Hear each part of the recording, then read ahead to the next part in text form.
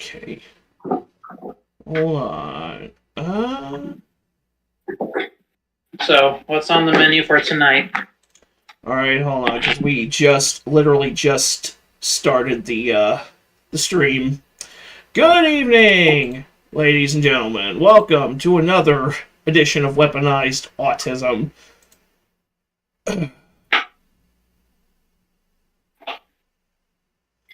I'm one half of the Spurglord hosts. And I am the other half. Welcome. But he's the guy in charge. Now, don't mind Kason. He's currently assembling his dinner in the background there. And at some point I have to step away because we recently adopted a rescue. Well, it's a fostering period. The adoption's not official till the 8th, but still a lot of work taking care of him. Yeah. And that's where I've been. And it was kind of like an out of the blue thing. So it's a good thing. I already have a bunch of YouTube content for you guys ready to go. I have recorded part 1 of Resident Evil 2, the original, because it just came to PS4 and PS5. But I just haven't gotten around to uploading it yet because I've been too busy.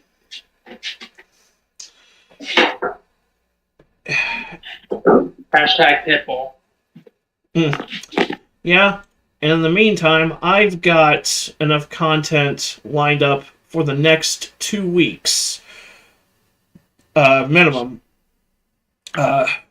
This coming Monday, I'm going to be playing...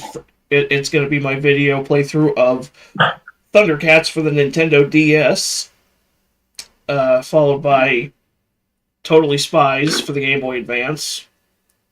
The full game this time, instead of chopping it up in a series, which I shouldn't have done in the first place, because it takes less than an hour to beat the fucking game. Most Game Boy Advance games for you in a nutshell. Scooby-Doo Class... Sorry? I was going to say, I'm still assembling the pizza, but when you can get around to screen sharing. Oh, yeah. Hold on. There, that should be it. I'm currently trying to figure out Resident Evil 3, the original, for the first time in over a decade, so that's been fun. Add a needy Pipple on top of that. He looked at me like I committed a heinous sin when I shot a zombie dog. Like, he heard the death sound, and he looked at me like, what?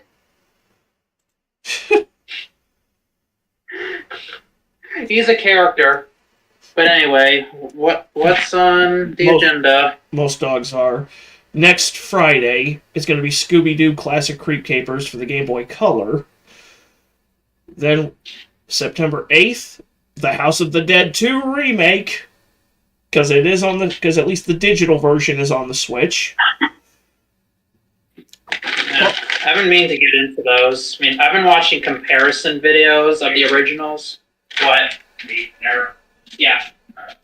I've been watching comparison videos of the originals and the remakes, and there's a vast difference, but apparently right now the House of the Dead 2 remake doesn't exactly have the best reputation in the world. I think it's alright. I personally find the bad voice acting kind of endearing because, it makes it feel like you're playing the classic just with different graphics. Yeah, that's the one thing I'm not big on, is them using Unity for their graphics engine, and I know Unity is kind of a go-to for smaller developers, and especially indie developers, but come on. And mobile games. But come on, dude. Just because the AAA industry only uses one engine at this point in time, that being Unreal 5, doesn't mean indies should only use one engine, that being Unity. I see it as primarily a mobile game engine. Then on Wednesday the 10th, September 10th, we've got a demo for a new FPS point-and-click hybrid called Meat Hook, and it's called Meat Hook because your character is perpetually hanging off of a meat hook, and you have to click on these little glyphs on the map to be able to move around and then draw your weapon and shoot. It's kind of a horror centric. It's a little complicated to try to explain. It's a lot easier to actually watch the gameplay. But why is that kind of like the beginning of Evil Within when you're trapped on that hook in the butcher shop? Yeah, except you're not shooting anything from it. Okay. Honestly, I'm surprised they didn't go that route.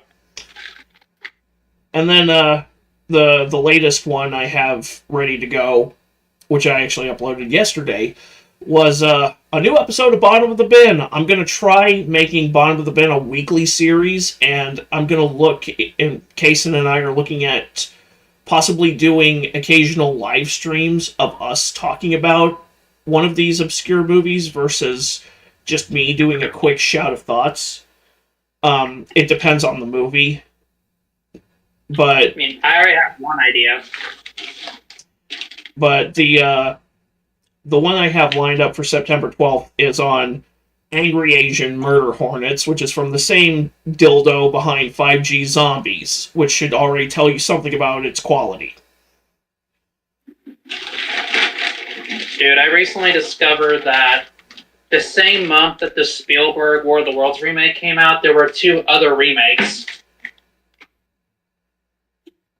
The same month. Those being, were those also War of the Worlds, or?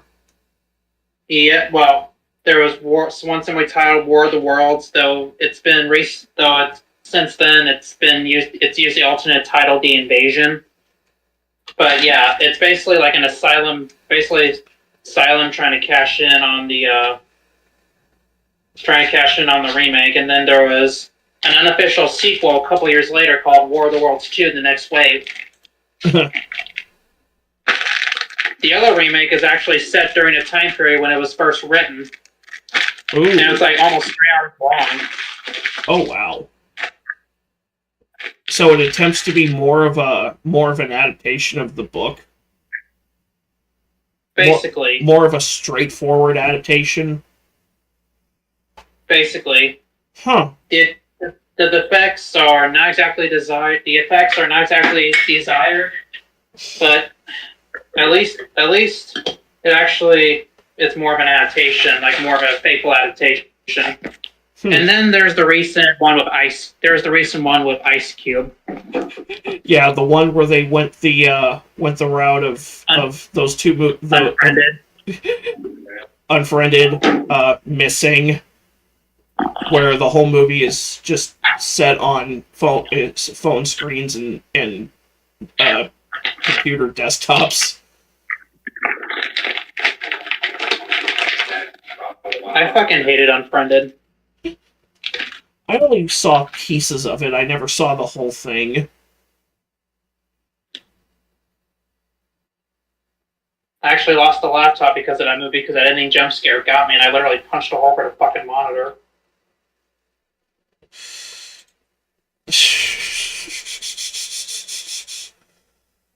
Really? You punched a hole through your monitor over a jump scare.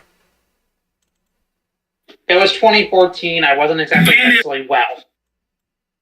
And if you close your eyes, does it almost feel like you're not retarded at all? And if you close your eyes...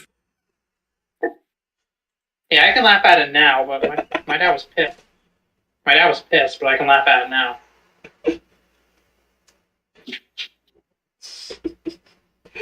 But... All right. Can you see my screen from your end? Yeah, it's just let me go into full screen. Let me wipe my hands and then zoom in a little bit. Okay. Perfect. So, as you can tell from the title of the stream, yes, we got a douche overload. We've got some interesting subjects to talk about today. And any of them have mentioned Chris Chan? Do what? Do any of them happen to be about Chris Chan? No. Good, because I watched a deep dive of it earlier, and I don't need any more of that shit. Oh, what a character! What a character! I am going to shove your ass down your throat and make you eat your underwear. That's freaky. That's disturbing. Sadly, some shit my ex is probably into. Oh. So yeah. But I was taught not to speak ill of the dead, so let's move on. Yes. We're gonna start with a little video Mr. Andrew Kahn dropped about 2 days ago discussing Cracker Barrel's botched rebrand that just cost them $700 million in marketing research and attempting to implement their rebrand only to get absolutely obliterated by both political parties and their own competition in the restaurant field. Do you remember a place in Springfield called Pizza Ranch? No. Okay, never mind. But all I heard was something about a logo, and it's like, have y'all not learned from the other logo rebrands? Yeah, they tried to take the cracker and the barrel out of it. It's called Cracker Barrel, not just a void of silence. Nah, it was another attempted rebrand by a upper class, I assume New York white liberal in thick black rimmed glasses and a permanent "I'm better than you" sneer. Yeah. So, Cracker Barrel done it now. Alright. Andrew? Cracker Barrel, count your days, buddy. Cracker Barrel, if y'all do not know what's going on with Cracker Barrel, you must be living under a rock, because these fellas done lost $100 million with an M. With an M. You know what I'm talking about? Lost $100 million because they changed the logo. The logo that we all grew up and loved so much looked like this.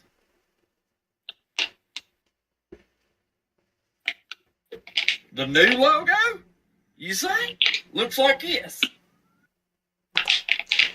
That looks like it belongs on that looks like it should be the icon for a cellular app. That does not look like the logo for a chain of family-owned restaurants.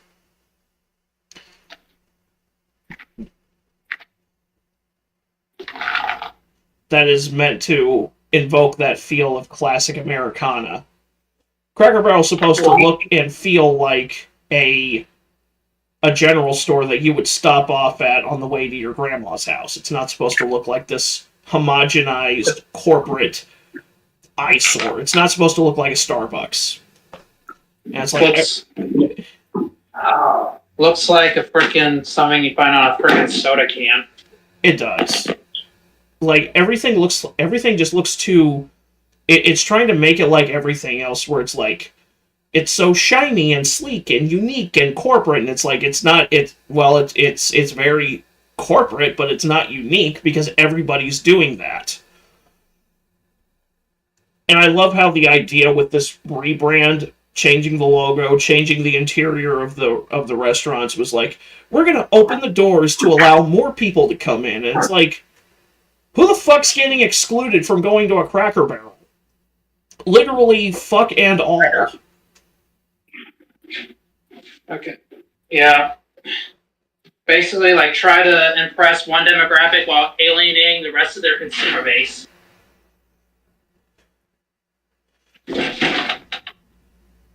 I think it was just a bored. I think the CEO was just a bored white chick who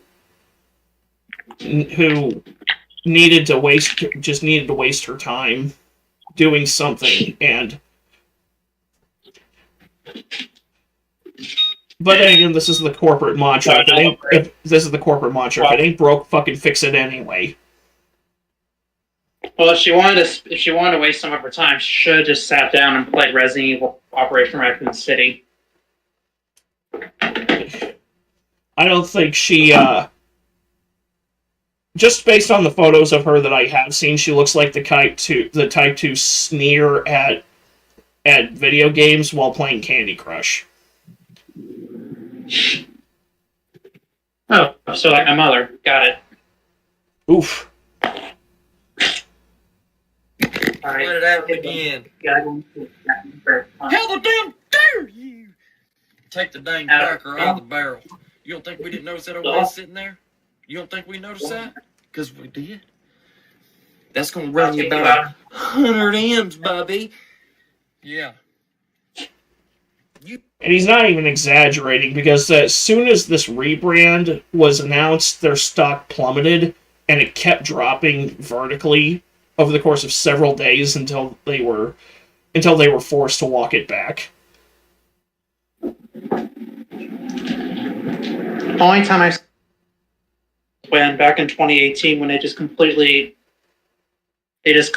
changed the look of the Snapchat app, and everyone lost their minds. And it's like, y'all realize it's just it's a worthless social network, right?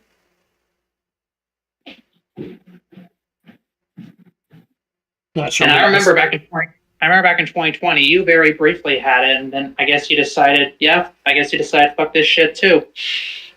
I'm not sure what that has to do with Cracker Barrel, but okay. Rebrand, like completely changing everything. Probably could have found a better example, but that was what came to mind. Well, trying to make it look like the one example I've seen thrown around is trying to make it look like a Denny's or a Starbucks. Now, I like Denny's, not really a fan of Starbucks, but you don't have to freaking like change things around just for the. I got nothing. Fuck it. Like I said, it's the corporate mantra: if it ain't broke, fix it anyway. You all should have knew the world is so sensitive nowadays. You can't be doing that. You can't change the logo that's been around for 51 years. You can't do that. Okay? You got to know your demographic. You got to know your demographic. And your demographic did not like you taking that old man out of that logo. Like, you gotta know your demographic, and your demographic is regular people in flyover country, not pumpkin spice soy mocha latte drinking Portlanders. Yeah. Your demographic is blue collar Americans, not East Coast cunts.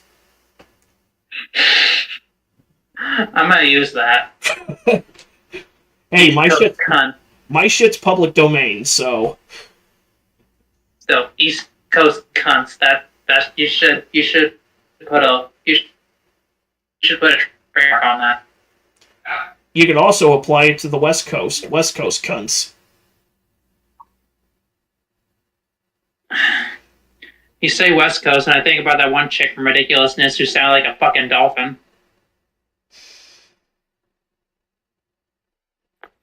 Chanel West Coast. No.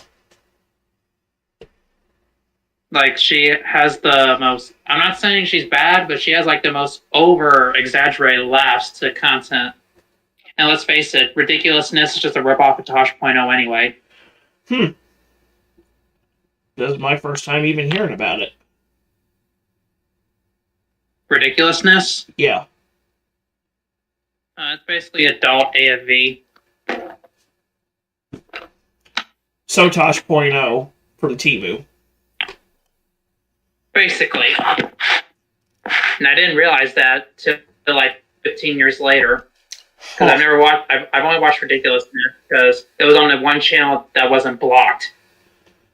Yet the same channel that I lived in a house full of devout Christians, and apparently Teen Mom wasn't too much.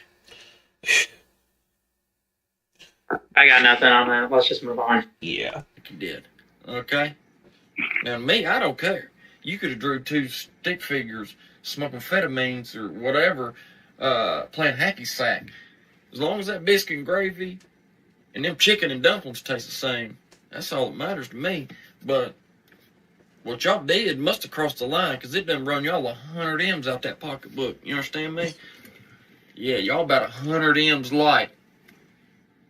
But to stop the hurting, I saw that you changed your logo back, or you're going to change it back. That's a smart choice, Bubby. That's a smart choice. I'm glad y'all are getting it together. And don't do it again. Amazing what a full week of being clowned on by Steak and Shake will do. That's I'm having a hankering for steak. Now I'm having a hankering for Steak and Shake. Yeah, that's not an exaggeration either. Like, they were, I think one of their investors is also a major investor in Steak and Shake. So he probably told whichever underpaid intern managing the Steak and Shake Twitter account to, like, dude, just clown on them. Just nonstop, relentlessly roast them. Kind of like us on Dreamcast Guy. Yeah, because one of their investors told them this is a bad idea. This rebrand is a shitty idea. It's not going to go over well. And he was ignored. Yeah. And he was ignored and branded a quote unquote a right winger, as if having functioning eyes and a functioning prefrontal cortex somehow equates to being to a certain political leaning. Spoiler alert, it fucking doesn't. So, let me get this straight. A guy in a high position of power ignores basic A woman. helpful advice. So basically a person. Why does that sound like? Why does that sound like most of Call of Duty's developed team? Yeah, it was like saying you might not want to do this, and then they do it anyway, and then it backfires on them. Yeah, the current CEO of Cracker Barrel is a woman, and she blew $700 million. I'm not a Sorry, what? What? She blew I was just gonna say, just so we're clear, we're not sexist. Just so we're clear, we're not sexist. But go on.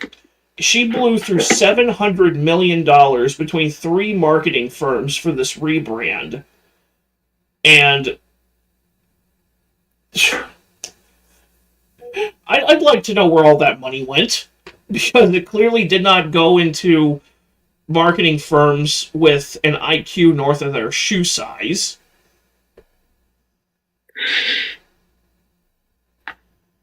Is this appropriate time for a IQ doubles as a shoe size joke? I mean, I just made one. Oh yeah, just not in those words. And my favorite thing about it was that she was trying to say that the reception to the rebrand was quote unquote overwhelmingly positive, and sounds like bullshit. And on Twitter, everybody was like, "Bitch, who's looking at this and saying it's and saying they like it? Like, are you like, is your brain broke? Like, straight up, come on." Game's always between you and getting called a cunt. That dropped eye of yours looks like the hood on a cunt to me, Jack. When you talk, your mouth looks like a cunt moving. I ain't gonna get no gunfight with you, Hickok. But you will run your cunt mouth at me. I just think that I can't remember which roast video it was, but it was in one of your roast videos. You just stopped and just looked at the camera and you just went, "Bitch." Yeah, which by the way, that can be applied here. Which by the way, roast videos are coming back. Because I've got a few stuff bookmarked on Twitter that I've been meaning to get around to, and yeah, they're going to be making a return soon. I'm going to try to set it up to where, like, it'll be a new playthrough every Monday, a new roasting video every Wednesday, and then a new bottom of the bin / movie review every Friday. we'll see how long I'm able to keep that up until I get bored and just abandon it and just go back to whatever. Every time. And I might be featured in some of these roasts, but time will tell. Because, like I said, got a lot of things going on, but, trying to make more content apart from, gaming. Yeah, and I'm obviously keeping myself very busy between managing this channel and now writing a book that I'm periodically uploading new chapters to on Wattpad. Shameless plug, link in the description. It's funny you should mention shameless plug because, well, I remember when I was familiarizing myself with Resident Evil 2 again, those plugs you have to collect? Yeah. I said, when I put them in, I looked at Lily and I said, shameless plug, and she rolled her eyes so far in the back of her head, I think she saw her frontal lobe. Womp womp. You should have hired me. I'd have done it for $12.22. He- I'd have doubled down. I'd have put about 4 of them fellas sitting on the front porch picking. One got a banjo, one got a guitar, the other one got a violin, the other one up there tap dancing. Yeah, I'd have chew. Telling you. Damn. Don't let it happen again, Cracker Barrel. You hear me? Don't let it happen again.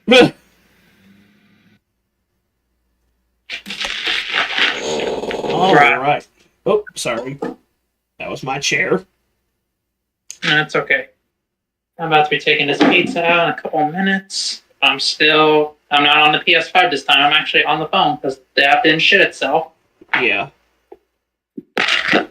Crazy what a simple detour to the Google Play Store and an update will do. Yeah. So. And the last update was like 4 months ago. There's stairs back behind me.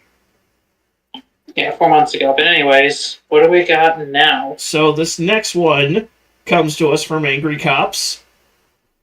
Oh, I missed this guy. About Chinese Navy ships. Whack me out here. Yeah.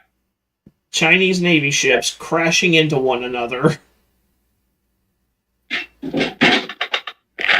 What was that one thing he said in the landmines video? I am humbled by... I am amazed with your stupidity, humbled by your bravery, and not at all surprised by your laziness. Can that be applied here? No, but this clip can be applied here. Donald Trump, don't trust China. China is asshole.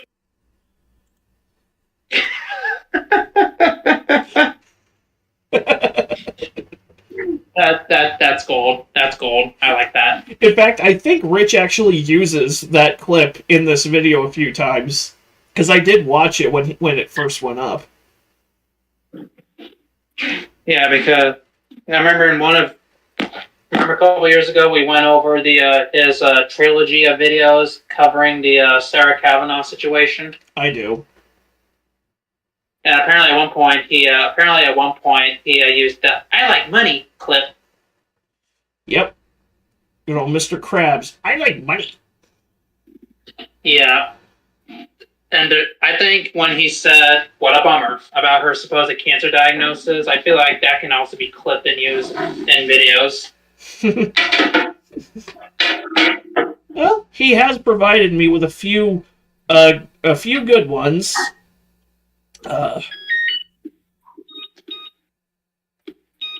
This one here. You are filled up on fuck up fuel. I've used that one in arguments. This one. Yeah, I've used that one. How high are you? You just get back from a smoke session with Joe Rogan? And trying to remember what I put this other one on. Oh, here we go. You look like one of those people that survived the Tide Pod Challenge. Let me give you a hint, something you and your mother should have both listened to. How about you just swallow next time?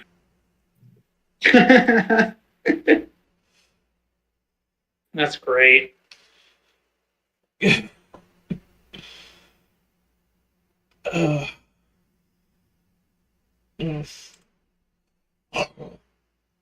All right, so are you ready for this glorious? Yes. I'm looking at it while cutting the pizza. All righty.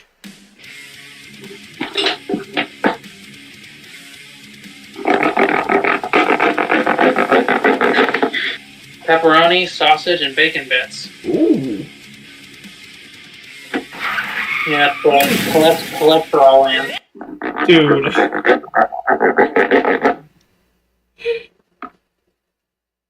Watch this. What the fuck? Watch this crash, bro. I'm looking. You know, it's a negative stereotype to say that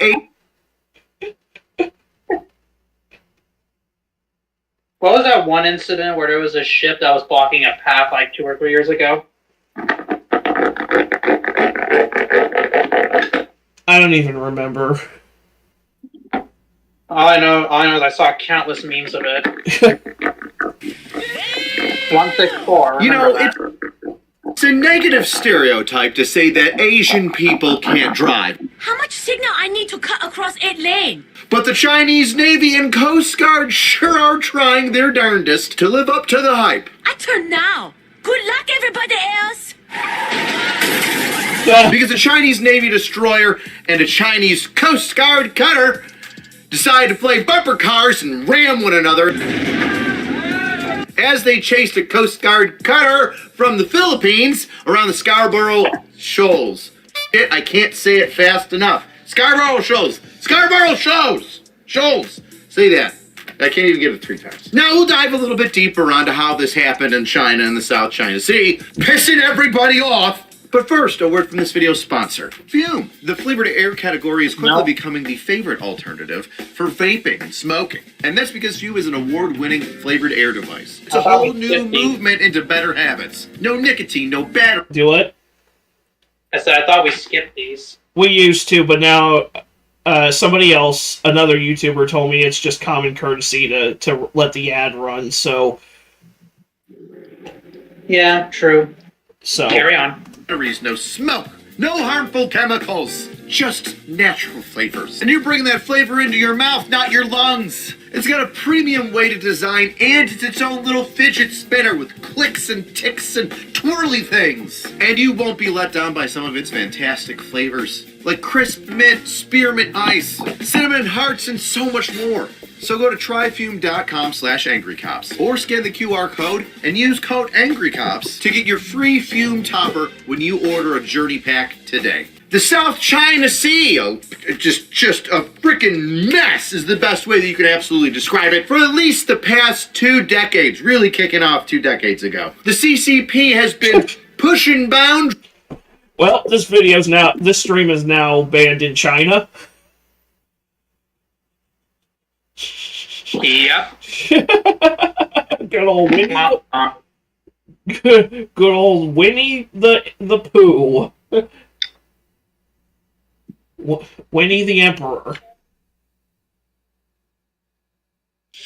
Yeah, we roasted him in a past stream. Imagine wanting people to take you seriously when you get butthurt over a cartoon comparison.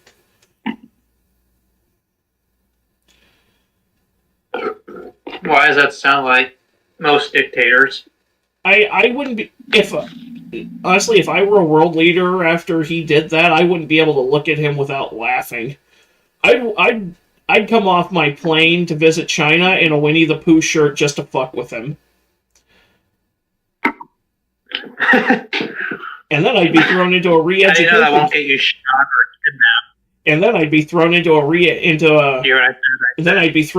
into a camp as a political prisoner for pissing off the supreme leader. I was about to say, how do you know that won't land you in some sort of gulag? Oh, it would have, because China is asshole.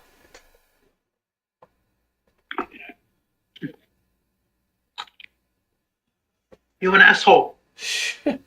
boundaries in the South China Sea. They're building man-made islands. They're just going around and navigating in international waters, trying to ram people or run them off, use their Coast Guard water cannons to flood and harass other military ships, especially those from the Philippines. So it's no surprise that China's doing what China does and trying to piss off the Philippines more and more by going extremely close to Filipino territory and being in international waters while they harass the Philippine Navy. While 2 Chinese ships, a Coast Guard ship and a Chinese destroyer, were chasing and flailing around and trying to play bumper boats with a Filipino Coast Guard ship, well, one interdicted the other and they smashed into one another looking like a bunch of assholes. China is asshole. Which I find hysterical. The damage to these ships, well, I would say, are substantial. I'll buff out. I mean, first of all, that Chinese destroyer sure has one heck of a hole in its hull. Oh, bother. Holy hole, Batman! That's not gonna buff out. And let's take a look over here at the Chinese Coast Guard's...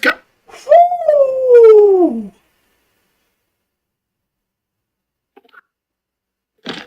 God damn. That's fucked. That is supremely fucked. That's the you open up the definition of foobar in the dictionary and this pops up. Yeah. Oh. Oh. Sorry, I'm eating like a rabid zombie because I hadn't gotten a chance to eat anything today. I'm just picturing the ship's captain of that destroyer coming in for a performance review after that happens, and whoever his commanding officer is just looks at him like, What the hell is wrong with you? Oh my god. Wait, what show is that from? I think it's an abridged clip from Dragon Ball Z. Dragon Ball? Yeah, because you used that in your Creepus Maximus video, I think. Or it was either your Creepus Maximus or your Just No video. I think it was Just No. Yeah. Cutter! The front of that cutter looks like a freaking tinfoil hat that you just decided to mush the tip down on. Kind of looks like one of those Tom and Jerry cartoons where Tom the cat runs into a wall or some sort of iron and then his face just gets flattened and he's like...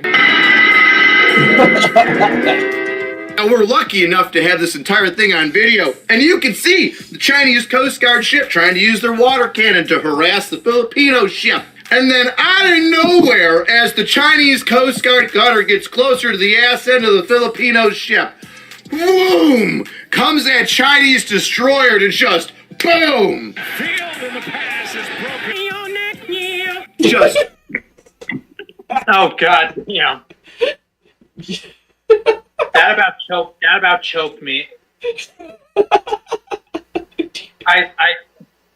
I was luckily able to swallow it, but that about got me.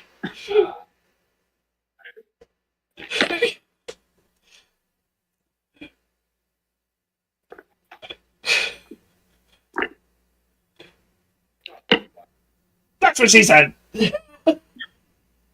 Like your reaction to the fucking period when we were looking at Dark Abridgers, Resident Evil 4 Abridged, and you said, sorry, Ashley, but your time in a month is not going to be while I'm on this mission. Let's go. And you just lost it. Yes.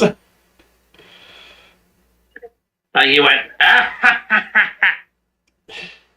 Or where's that Max Headroom clip I've got? The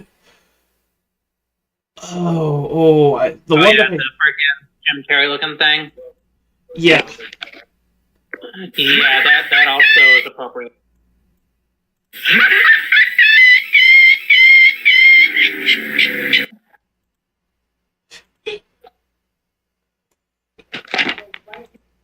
cut him off at the knees and take both ships out. And let me tell you, these ships are not going to be like, Tis but a scratch. that Chinese Navy destroyer's definitely going to have some repair work that it's going to need to be done on that frickin' hull. Flex tape is perfect for marine. That Coast Guard cutter from China? Ooh. That could be turned into scrap. I don't know how you recover from that. Hey, Navy peeps, shipbuilders, people that might follow me that know a thing or two about a thing or two. We know a thing or two because we've seen a thing or two. Would that ship be deadlined? Tell me in the comments. I read them, and I need an education because, well, obviously, from a ground pounder, shipbuilding isn't my forte. So please doodly doot in the comments down there, because And we're a pair of dumb civilians, so we definitely don't know.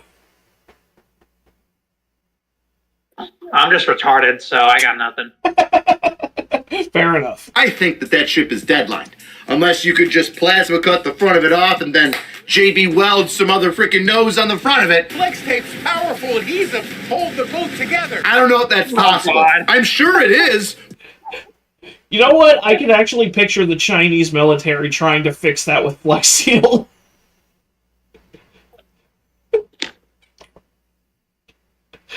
Oh. This video's gonna kill me. But is it worth it? I don't know. How much of the rest of the ship is buckled and bent and jacked up because of that collision? I would love to know.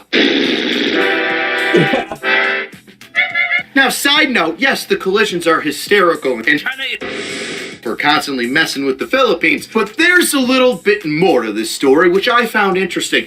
Do you know where the Scarborough Shoals are?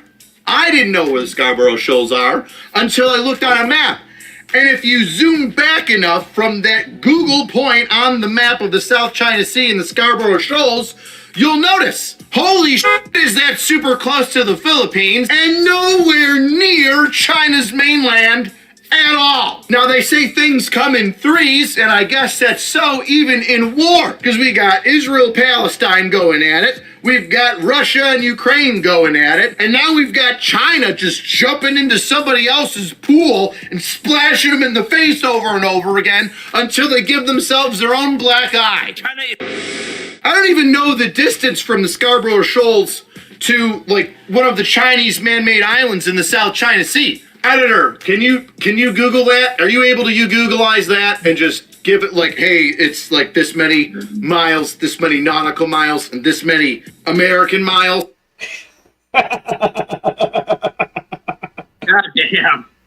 This 607,000 bald eagles.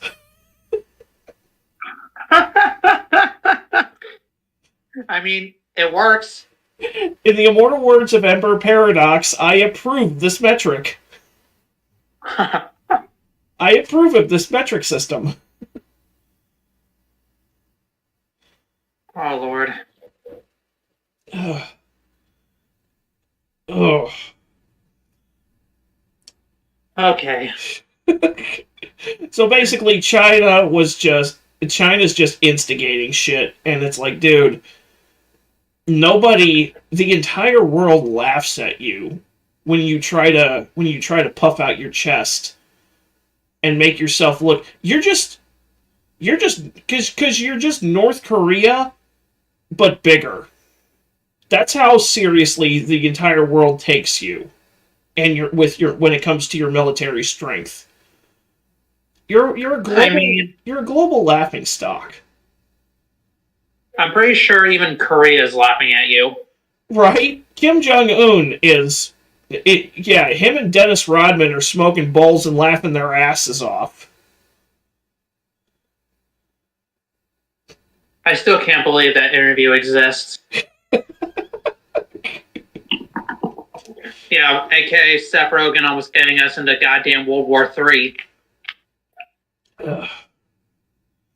That wouldn't have happened because North Korea does not possess the kind of military strength that they like to act like they possess. Well, still, I'll take reasons I don't like Seth Rogen for 500, Alec. I just don't like Seth Rogen because he's not funny. Smoke weed one time, make it his whole personality. Fucking idiot. And 100% should not have been the voice of Donkey Kong in Super Mario. No shit. like in the way, like that one guy that Nostalgia Critic did the Batman Forever review with, just him and them going, no shit. Was that Batman Forever or was it Superman 4? Batman Forever. Okay. It was the big guy in glasses wearing a Batman shirt. It was like a Nana. It was like a periodic table Nana Batman. See, it's been a while since I watched that video. I say react to it, but we're not risking any more reviews after the Decker Shadow bullshit from 2 years ago. Oh yeah. See, also fuck Miramax. Well, it's the Weinstein Company. What do you expect? Well, see, Miramax isn't even owned by the Weinstein Company anymore. They broke off in the late 90s, early 2000s. They're just assholes. Like China. Boy, I sure would find that interesting. And then I'd also like to know just exactly how far the Scarborough Shoals are from mainland China. What is the distance there? Significant? From mainland China. What is the distance? 964,000 and a half bald eagles. Okay, I got the hiccups. Fuck. Oh, that's great. I'm gonna use this metric. I'm gonna use this metric from now on. There. Significant? One would say so. Now let's compare how far the Scarborough Shoals are from China, this number here, to the Philippines. Oh, wouldn't you know, that is a significantly smaller number than that one. Another thing that I find extremely interesting, China is blaming the Philippines for the incident. It was you. Talk about gaslighting.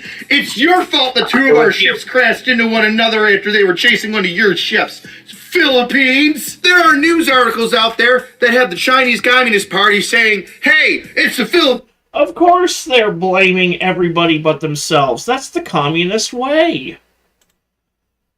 I was gonna say narcissism, but hey, if you ask, what's the difference between is there a difference? Don't trust China. What's the similarity?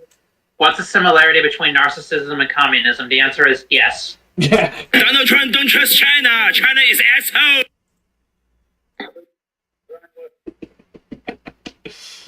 Philippines fault for us crashing into one another. What was that? Hang on, I'm reading that. Oh, because I think Rich was. Never mind. That about sums up what he just said. Yeah. They're doing unsafe. They're in the South China Sea acting like Metal jerks. Gear And then Solid there's the sound. Philippines that Do what? Metal Gear Solid sound. Yep. doing unsafe. Yep. They're in the South China Sea acting like jerks. And then there's the Philippines that are like, here's the video. Why don't you want the video? Are you too good to watch the video? Is that what you are doing, Chinese? Don't you watch the video, Chinese? And literally, you can't make it up. China goes, hey, not only is it the Philippines' fault, but we've got proof. Here's a photo. And a quick description of this photo, as you'll see, is there is the Filipino Coast Guard cutter in front of the Chinese destroyer. So somehow, China decided to say that, hey, it's the Philippines' fault for us crashing, and our proof is a photo of us chasing the Filipino ship. Oh, by the way, so much closer to the Philippines than China. Like 10 times closer to the Philippines than China. Now, because we have such a good relationship with the Philippines, a United States Navy ship decided to pass through that same area near the shoals, and well, as they pass through, China decides that they're gonna puff up their chest and chase them off, and China's official story is that it chased off a naval ship. I forget which one went through it. So China. let me... Hey, China. Hey, China. Kong, you are not. And Skull Island, this is definitely not. Fuck around, find out.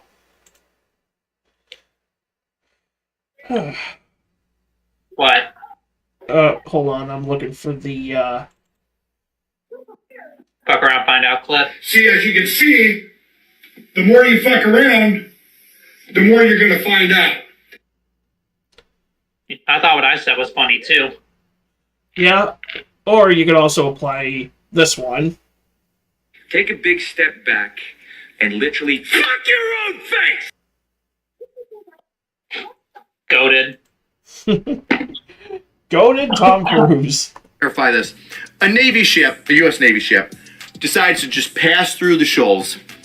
Be like, hey, is everything okay? Your boat looks f***ed up. Loser. It just traveling through. China says, yeah, we had a ship around that area too, and we chased them off, even though they totally weren't going to stop or anything, and they were just going through. Our presence there totally scared away the Americans. Oh, and also, that accident was totally the Philippines' fault. Totally the Totally the Philippines' fault. Totally. Absolutely, positively, 110,000%. That's a nice argument, Senator. Why don't you back it up with a source? My source is that I made it the fuck up. My source is I made it the fuck up. If my mom was a meme. Philippines. But anyway, seriously, I'm gonna back out for a little bit so I can take the dog out, and I'll be right back on as soon as I'm in. Alright, do you want me to keep the video going or no? Yeah, you can keep going. I'll just react in the comments later. Philippines' fault.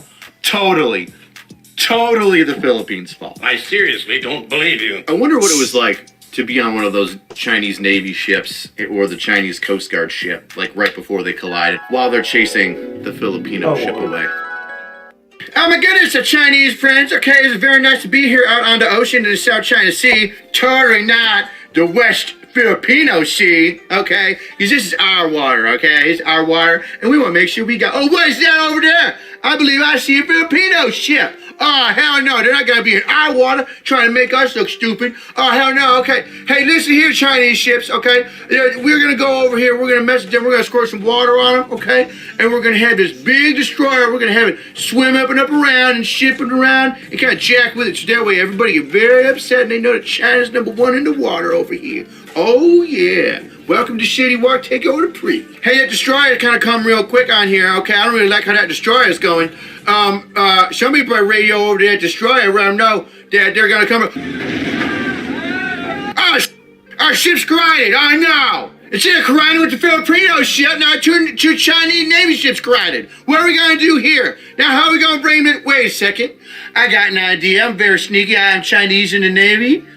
I say we blame it on the Filipinos. We'll say the Filipinos were doing weird naval movements even though we were totally chasing them. And it's totally their fault that we got in an accident with them. It's not because we are Asian and bad at driving, it's because they're Filipino. And they are in our waters illegally. Quickly, somebody call up Xi Jinping and let them know that the Filipino Navy has been attacking us by trying to sail faster away from us. Yeah, they're trying to sail so fast away that they caused the accident. All right, good job, guys. Let's go. Make the Philippines look dumb. If you enjoy...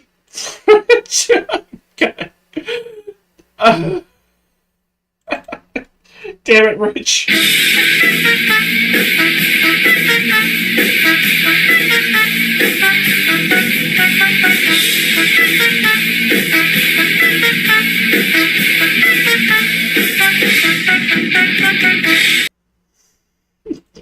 I had to roll it out.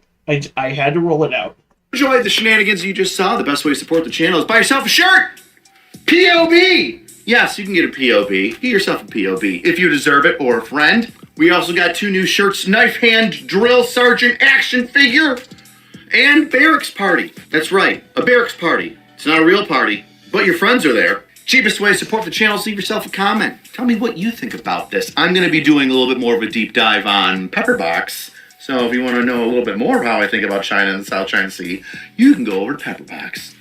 But yes, leave a comment. I would love to hear what you guys think about this. All right. See you next time, weirdos.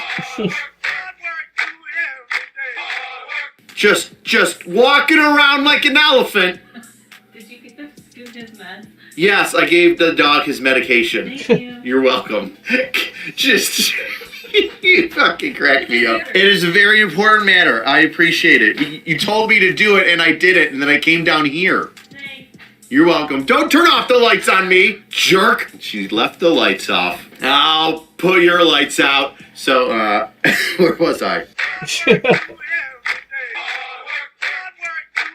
What a romantic. I don't think there's any Oh, dear Lord. I saw people talking about this one on Twitter.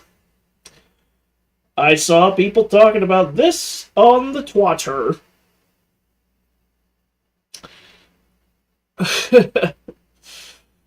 Oh, Will Smith.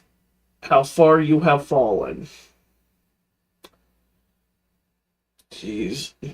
You know, there was a point where I think there was a point for a lot of us where we saw a Will Smith movie was coming out and we all got genuinely excited about it. Now, every other time I hear about a Will Smith movie being placed in production, I'm just like, oh God. Oh God. Please don't. Could you not? Could you just spend time trying to not have one of the most toxic marriages in Hollywood? Please?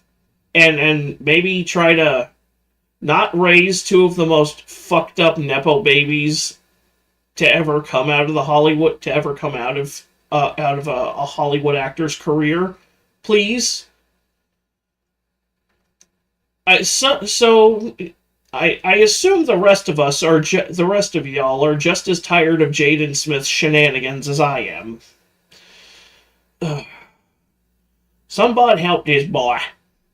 I don't think there's any celebrity on the planet that's done more damage to their reputation over the last couple of years than Will Smith. His name has become synonymous with cringe. He discovers new ways to embarrass himself that most scientists didn't even think possible. It's baffling because the call is coming from inside the house. He is the one that is making the conscious decision to open himself up like Goatsy for everyone to take a peek inside, and it is irresistible to point and laugh at what we find. Like, he is the human manifestation of asbestos, where asbestos was once like this really celebrated thing, but over time, as more information came out about it, people realized, oh, this isn't very good. That's what's been happening with Will Smith.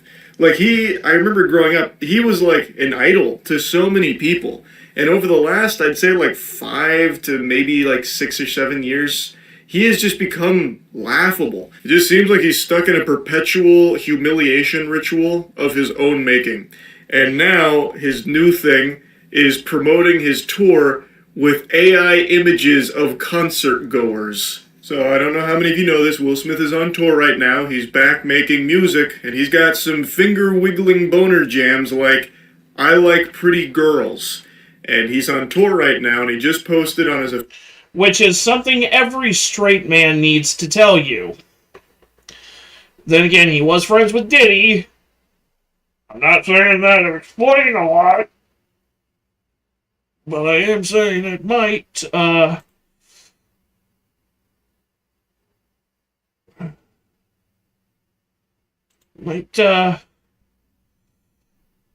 am saying, like I said, sorry folks, I got kind of distracted, autism kicked in a little bit.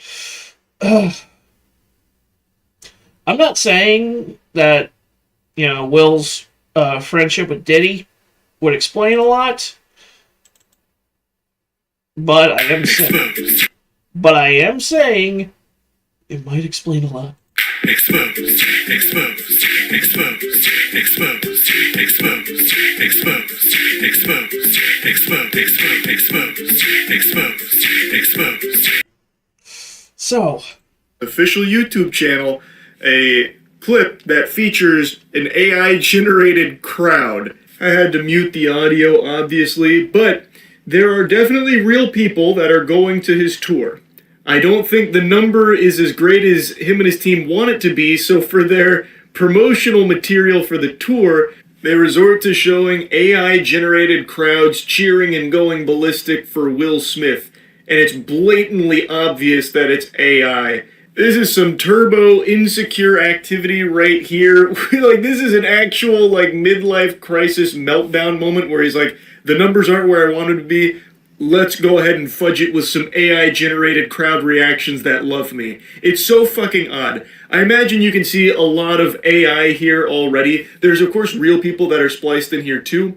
But Just take a look at this, for example. This clip has me feeling like I hit the crack pipe while on ayahuasca. Like, look at this image. Like, here, we'll just start zooming in a couple of different places. Like, here, look over in this direction. What in tarnation? What the hell are you even... As someone who has made AI-generated images, yeah. Let's just say large crowds, like more than 2 or 3 people, once you get into that point, the artificial intelligence just completely shits the bed. And the floor. Looking at when it comes to this, who is this? Looks like the scary monster that would chase you around in an amnesia horror game. All the people around her too are all anamorphing. If you go in any direction in this section of the video, this is exactly what you'll find. Over on this side of the freak show in the Sea of Monsters, things get really weird. Everyone has completely blended into some like amorphous blob. There's one guy here in front of this gray shirt man that looks like Asmongold got hit with like an anvil that flattened him. And then if you go above him, you'll find like a Neanderthal with his arms pumped up and Jeffrey Epstein taking cover behind him. It is clearly AI, and it's very reminiscent of early AI video footage, like with Will Smith eating spaghetti. It's like 1-to-1 with that. Because, especially in that, like, last shot there, everyone in the crowd looks identical to that painting you see in every horror game, Saturn devouring his son. It is crazy just how bad the AI crowd is here in his own promotional video. He is just shamelessly using an AI crowd to promote his tour and how, like, emotional it's been. Like, this is why I do it, for this. And then it's... Not even I would stoop to this level, and I used an AI-generated cover for my Wattpad novella. So try to figure that one out. Hey! I have returned. Alright, have you still been following the show? Well, I was outside, so no. But, like I said, I can just look look at just back in the comments later. Alright, well, we're talking, we're watching Charlie's video about Will Smith using AI-generated crowds for his tour videos.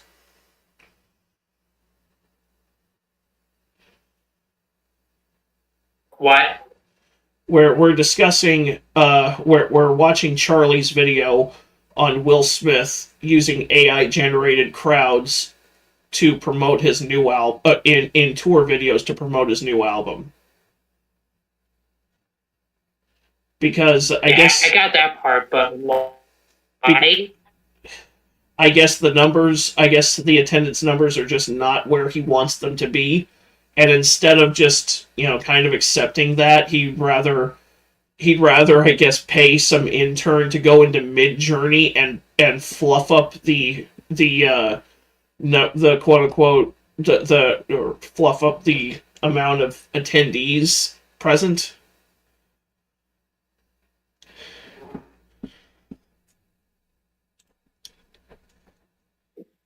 Yeah.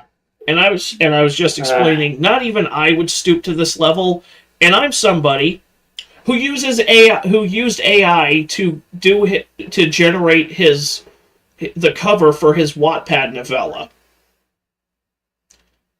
And who uses AI as a brainstorming, researching, and editing tool. Yeah, flashback a few of our streams. Yeah. Shameless plug, by the way. Yep. Alright, moving on. It's like that lady that has like 45 different hands while everyone around her is getting fucking morphed into some giant amalgamation of flesh and bone. It's so pathetic. I really cannot wrap my head around how nobody on his team nor himself saw this and thought, probably a bad idea. People are going to know this is AI. Like, I don't know how that notion never once crossed their minds. Because, again, it's not even like it's good AI where it's like indistinguishable from reality. It is clearly an AI crowd in a lot of these shots. And that makes the tour look so bad. It makes it feel like nobody is going. That's the perception now. I guess no one's going to Will Smith's tours because they can't even find enough crowd shots to fill a fucking 58-second promotional video for it. I really cannot believe that he would be in such a bad state financially that he would have to resort to something like this. Like, he was like one of the biggest actors in Hollywood for so long. Like, top tier A-list actor. He's gotta have unfathomable wealth. Why is he doing this? Like, I imagine he's getting buku bucks from his Fresh Prince royalties. So it truly is baffling why he would go in this direction. Yeah, it's just irritating. That's...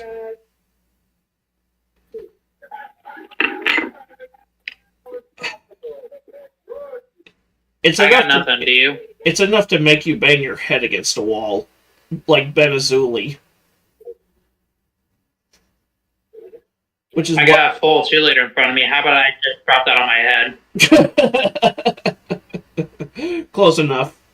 I'll do it. One has to wonder what has brought him to this, and like the endless amounts of embarrassing shit that he himself won't stop talking about.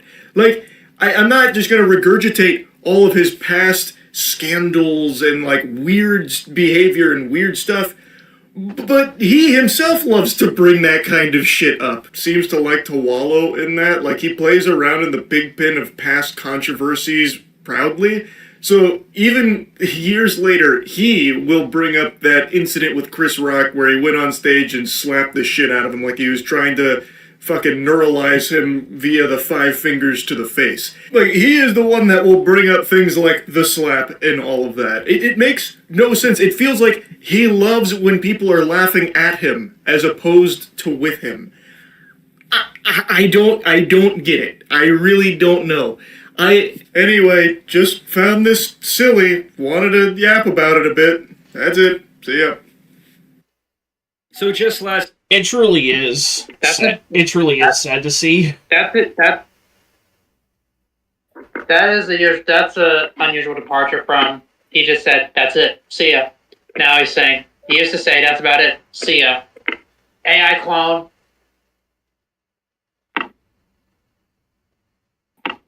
That's Quibble pop. I'm just rambling about random bullshit. It truly is sad to see. And it's like, come on, Will. Come on, Will. You're better than this. You're supposed to be. It's kind of hard to come back. It's kind of hard to come back from a few years ago when he made himself look like a whole bitch on national and international TV.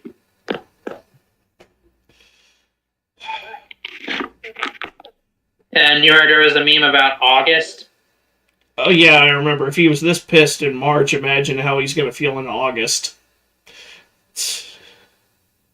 Yeah, that's the guy Skank, Jada was sleeping with.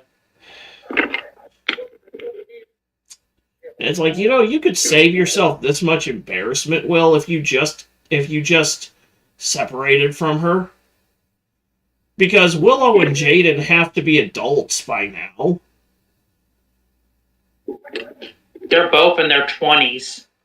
Okay, so you can't use the excuse of you're staying together for the sake of the children. That's just stupid, by the way.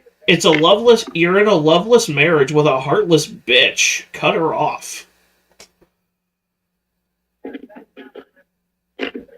Like, that means cut all ties in communication and just walk away from her. That doesn't mean, like, what happened to her at the beginning of Scream 2. Yeah. And then on the stage, like, someone's got her name in their fucking mouth. And just lets out a final scream of agony before dying, and it's like... Somehow Drew Barrymore's death in the first one was more emotional than that shit. I remember when it happened, a friend of mine sent me a meme of Rodney Dangerfield as if he was the one who had just gotten slapped by Will Smith at the Oscars that night.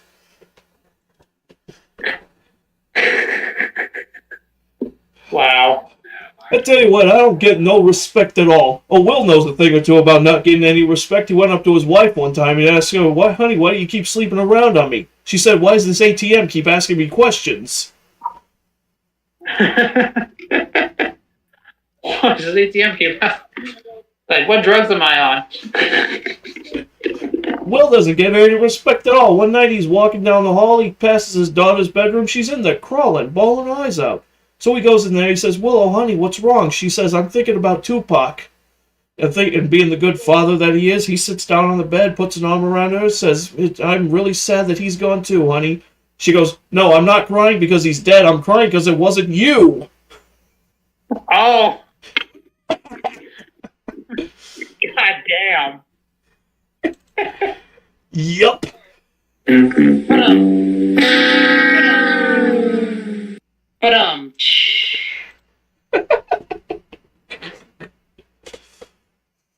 Remind me to tell that one to Lily later. Dude, the amount of memes she sent me when that shit happened.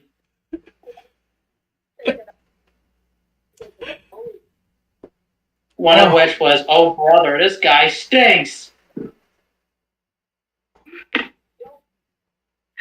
My God, man. This is a fucking hoot and a half.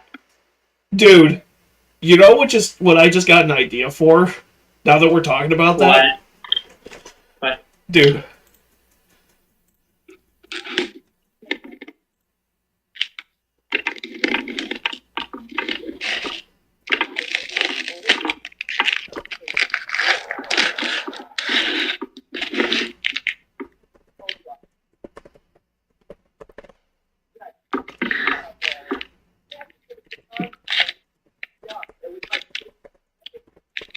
Right? A Dennis Miller, hold up, let me specify. A Dennis Miller stand-up bit about the Will Smith Oscar slap incident as if he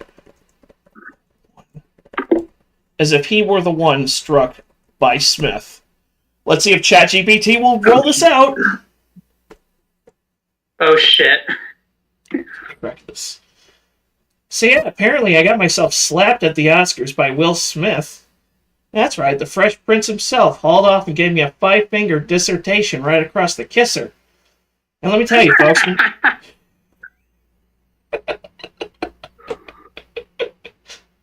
Let me tell you what. Oh, folks. And let me tell you, folks... I'm zooming in to read it. Go ahead. And let me tell you, folks, Go when you've ahead. got Will Smith, the guy who once saved the Earth from space squids with a cigar and a quip, suddenly storming the stage to smack me, that's when you realize reality has jumped the shark...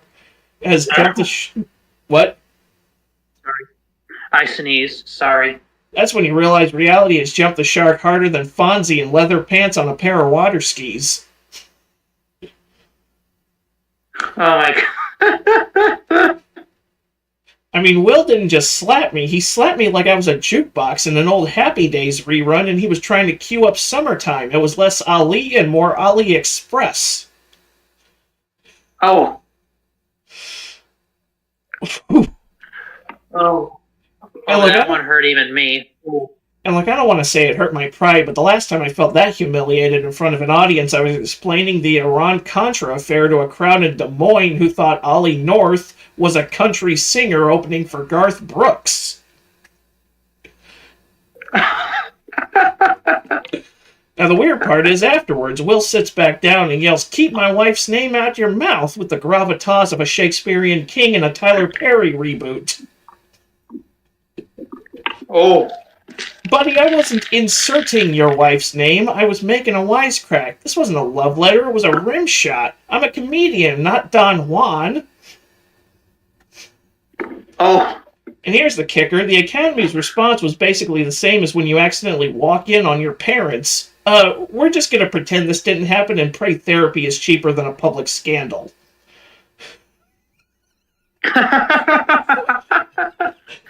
Dude, I just had Vietnam flashbacks to that fucking CEO cheating scandal. Oh, the Coldplay thing? Yeah. Dude. Imagine if they both had young kids and their kids saw that.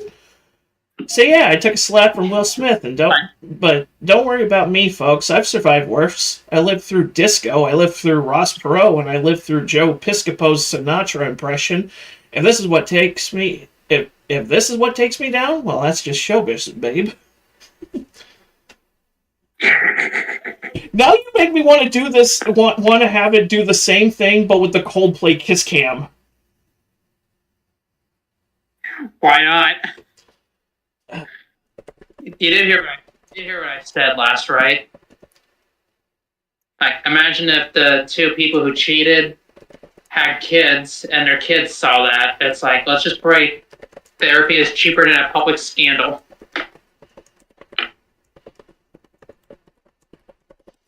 Let's see if it'll even know what the hell I'm talking about. Searching the web. It has to search the web. Oh. Oh, Lord, this is going to be bad. This is going to be bad. At least it's not giving you random bullshit. So dig this. The third act of corporate America just got hijacked by a kiss cam at a Coldplay concert. It's like Kafka meets Stadium Romance, only Kafka had the decency to keep the existential dread off the big screen. At Gillette Stadium on July 16th, a kiss cam shines up a tech CEO, Andy Byron of Astronomer, and his HR chief, Kristen Cabot. Both married, both awkward, both ducking for cover like they just spotted their stock options plummeting live on CNBC. This isn't just romance, it's career 0 to 60 in microseconds. Oh. Chris Martin, ever the ironic bard, practically narrates their panic. Either they're having an affair or they're very shy. That line landed like James Joyce at a Middle America PTA meeting. Oh. Next thing you know, it's viral pandemonium. Social media becomes the Orwellian concert of public humiliation. Overnight, memes, sleuths, brand marketers, everyone's in on the roast. Even Tesla joked, "Your car will know."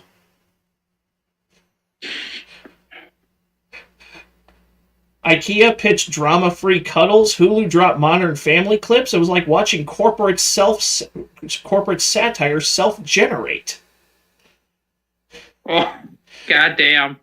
Ground control to Astronomer. Board launches an investigation. Andy resigns. Cabot follows. Gwyneth Paltrow, of all people, gets hijacked as an interim spokesperson. This whole spectacle makes Watergate look like a parking ticket.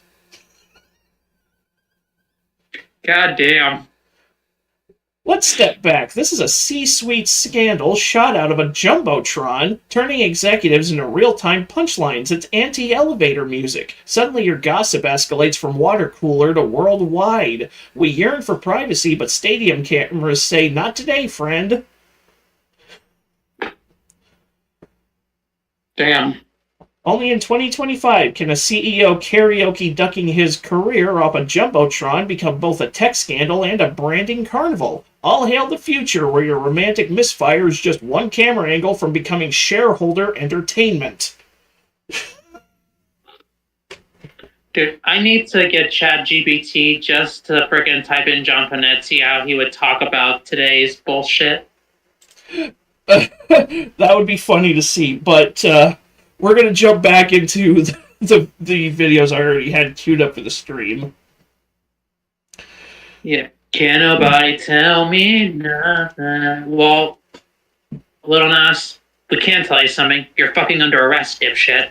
And your music sucks. Yes, I shamelessly sang Old Town Road for that joke. Sue me. The only good thing about Old Town Road was Jonathan Young and Caleb Hyles' covers of it. And it featured the one Cyrus who has any actual fucking talent. Yeah. That too. But I don't give a fuck.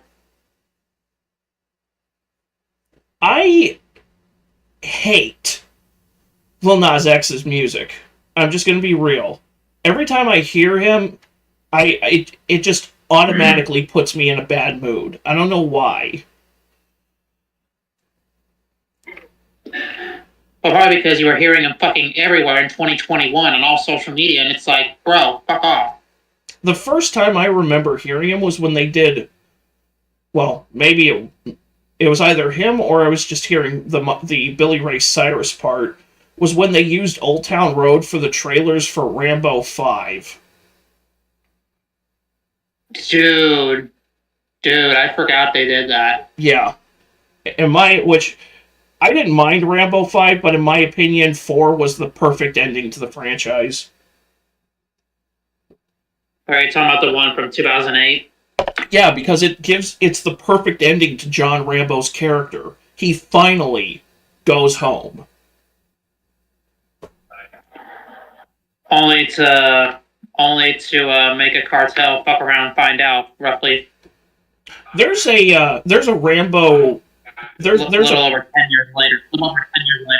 There's a prequel to First Blood being worked on, and I forget who the actor is they're eyeballing to play the young Rambo, but I imagine it focuses on his time in Special Forces.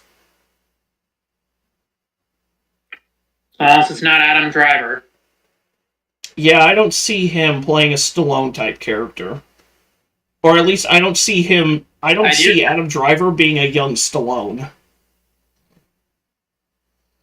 I do see him as Snape, though, in some capacity, but, HBO Max didn't do that. Yeah. Yeah, no. Nope, they did not. Yeah, we're not going to get into that topic. Let's just dive right into Lil Nas X fucking around and finding out. Yeah, from Jamari, because we haven't had Jamari on the channel in a while. So just last weekend, I told you guys about how Lil Nas X had lost his mind running around the streets of LA at 4 in the morning in nothing but his whitey-tighties. The reports were that he had punched a police officer and then was taken to the hospital. Then once they knew he was okay, he was taken to jail, where he would have to wait until yesterday to finally see the judge. And let me tell you guys, this whole situation has gotten way worse than I initially thought, with the pop star now facing multiple felony charges and potential years in prison. So as you guys can see, Lil Nas X has pled not guilty to felony charges, and his bail has been set at $75,000. Like I told you guys, he had to spend the weekend in jail, and this would be the first time that we would see him since the incident occurred. The story getting a lot of attention. Lil Nas X made his first court appearance following a bizarre incident down Ventura Boulevard and his subsequent arrest. The singer pleaded not guilty to felony charges. Video obtained by TMZ shows the Grammy-winning artist strutting in Studio City early last Thursday wearing nothing but underwear and cowboy boots. And it's interesting that he ends up pleading not guilty to these charges, because in a little bit I'm going to be showing you guys the courtroom footage, and the guy's lawyer is going to claim that he wasn't even on drugs in the first place, which is pretty strange considering the initial reports were that he was potentially ODing, which never really made sense. I mean, I don't know anyone who's overdosed and then continued to go walk the streets of LA. Not only was he wandering around in his underwear, but he eventually was wandering around naked. His first court appearance here at the Van Nuys Courthouse was brief, and he got what he wanted. He's going... Hold up. His first court appearance here at the Van Nuys Courthouse was brief. His first court appearance was brief, and Jamari just said he was walking around in tidy whities. Oh. The fucking irony of that comment! The unintentional irony. Pun not intended, literally. Oh, I don't know why that stuck out to me the hardest, but it just, chef's kiss. That was just golden. And he got what he wanted. He's going to be released on bail, but with some conditions. So not only did this guy assault 3 police officers, but he was also potentially naked while doing so. I mean, honestly, the guy is lucky to still have his life, because that type of situation goes left so fast so often. For Lil Nas X, whose real name is Montero Lamar Hill, pleaded not guilty to the 4 felony charges he's facing. This is my first time even learning his first name is Montero.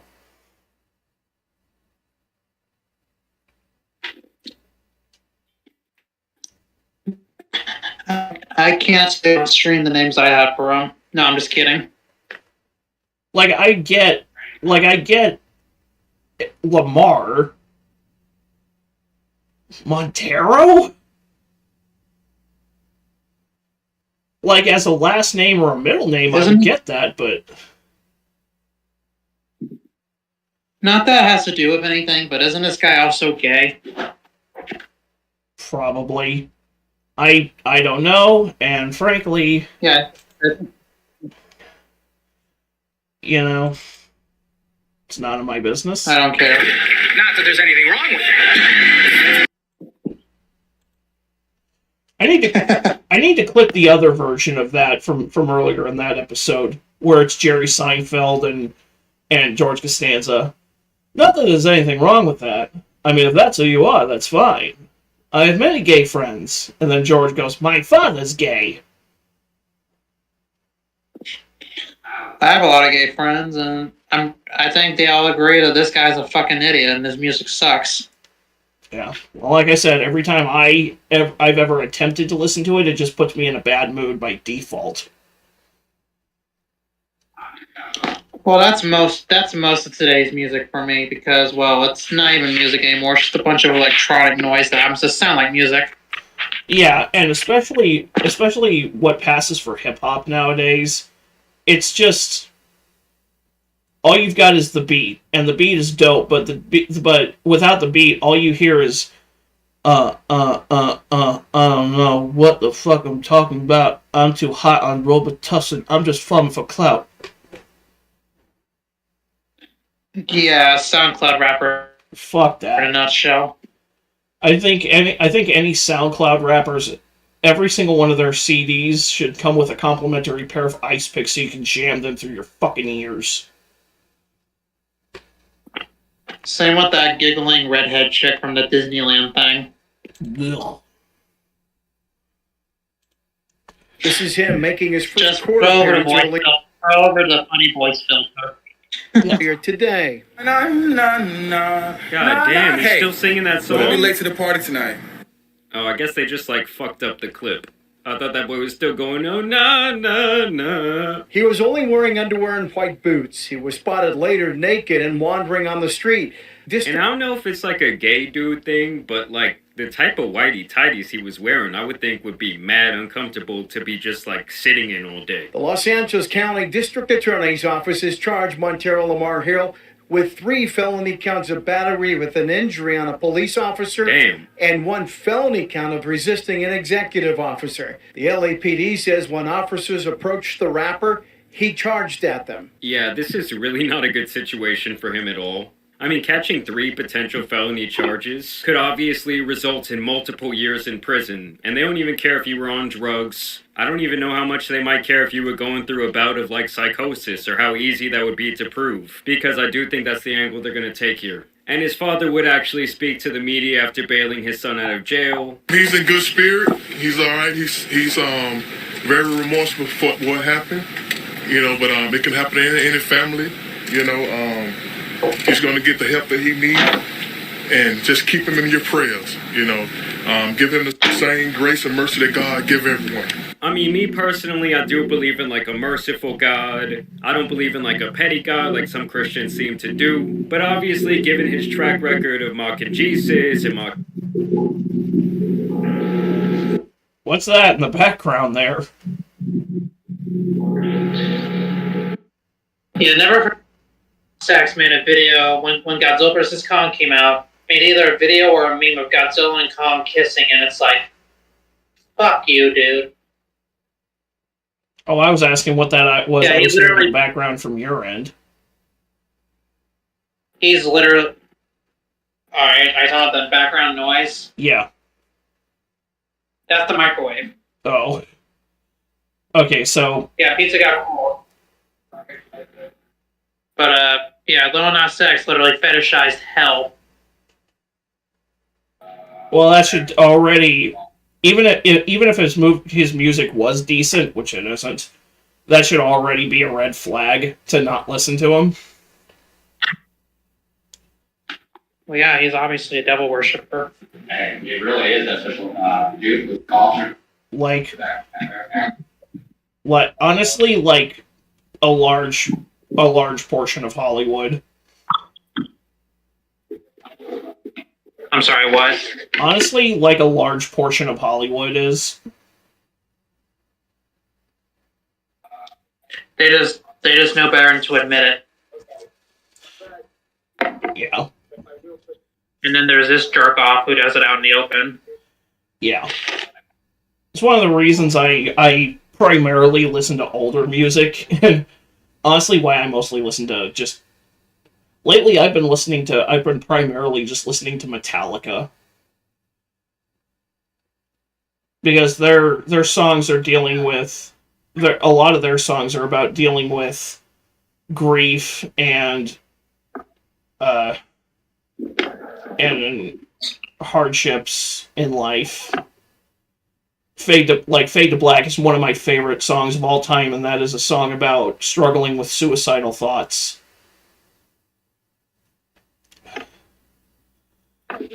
What's it called? Fade to Black. Oh yeah, I've heard that one. It's been a while, but I've heard that one. One, which is one of their... I just like how in some of your... Sorry? I was just gonna say, I was just gonna bring up how in some of your past videos you use the rendition of Enter Sandman with noises. Yeah, the clown noise. Well, yeah, because it's... sometimes when people do and say stupid shit, it's the most applicable soundbite that I can think of. Yeah. Is my speech being delayed? I don't think so. Yeah, because there seems to be a bit of a delay before you reply. I don't think there is, but maybe that's just me. Oh well. Well, like I was saying, One, which is another fantastic song of theirs. It's about it's based off of a book called Johnny Got His Gun, which is about a guy who serves in World War I, survives an artillery explosion, but wakes up and realizes that he has no arms, no legs, he cannot see, smell, or speak, or hear, so he's pretty much just trapped in his own body, in perpetual darkness, which is almost like living in hell.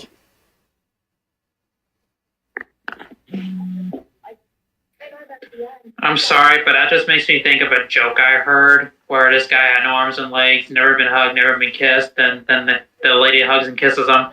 Then he says, "I've never been fucked," and she throws him into water and says, "Well, now you have." Yeah.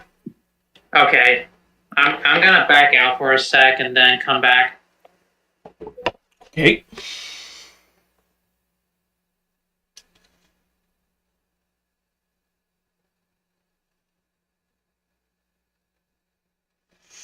Let's try this again. All right. So. Yeah, that seems to be working. All right, so let's keep going.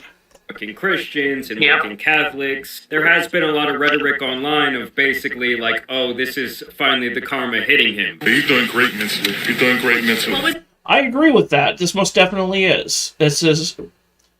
God will only let you fuck around for so long before he decides, okay, now it's time to find out. What's that first conversation like with you? It's awesome. Awesome. We shared tears, we shared laughter, but he's in great spirits. Give God all the glory.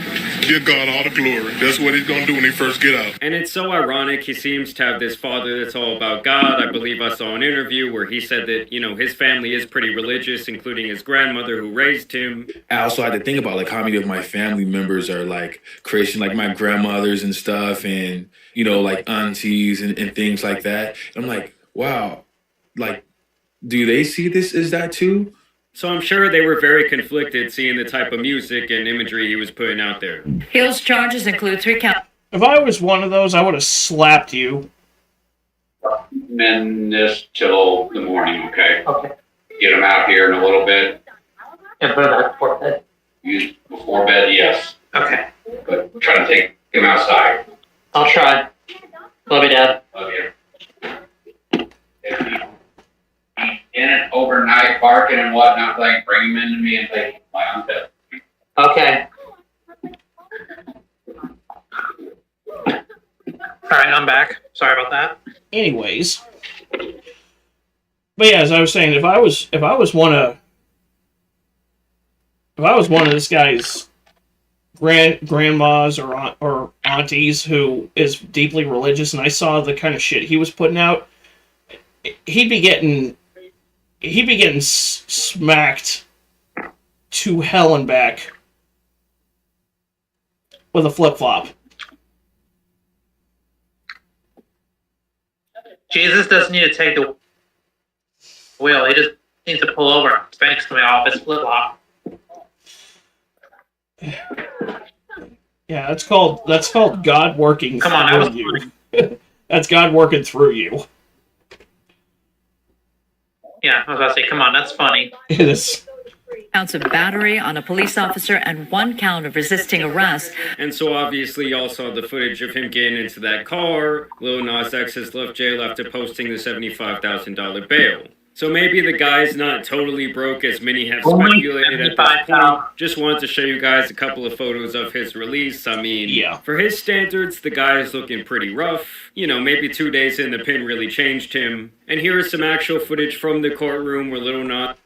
Maybe it did change it. Well, it would be funny if it did, considering this guy made a music video where he and a bunch of other dudes were dancing around naked in the prison showers, making it look like it's a gay old party when, I mean, I'm kind of attached I'm kind of attached to not being in prison myself. Well, neither of us have committed a reason to be in prison. Yeah. So. Well, probably because we're not high out of our minds and doing stupid shit to cops.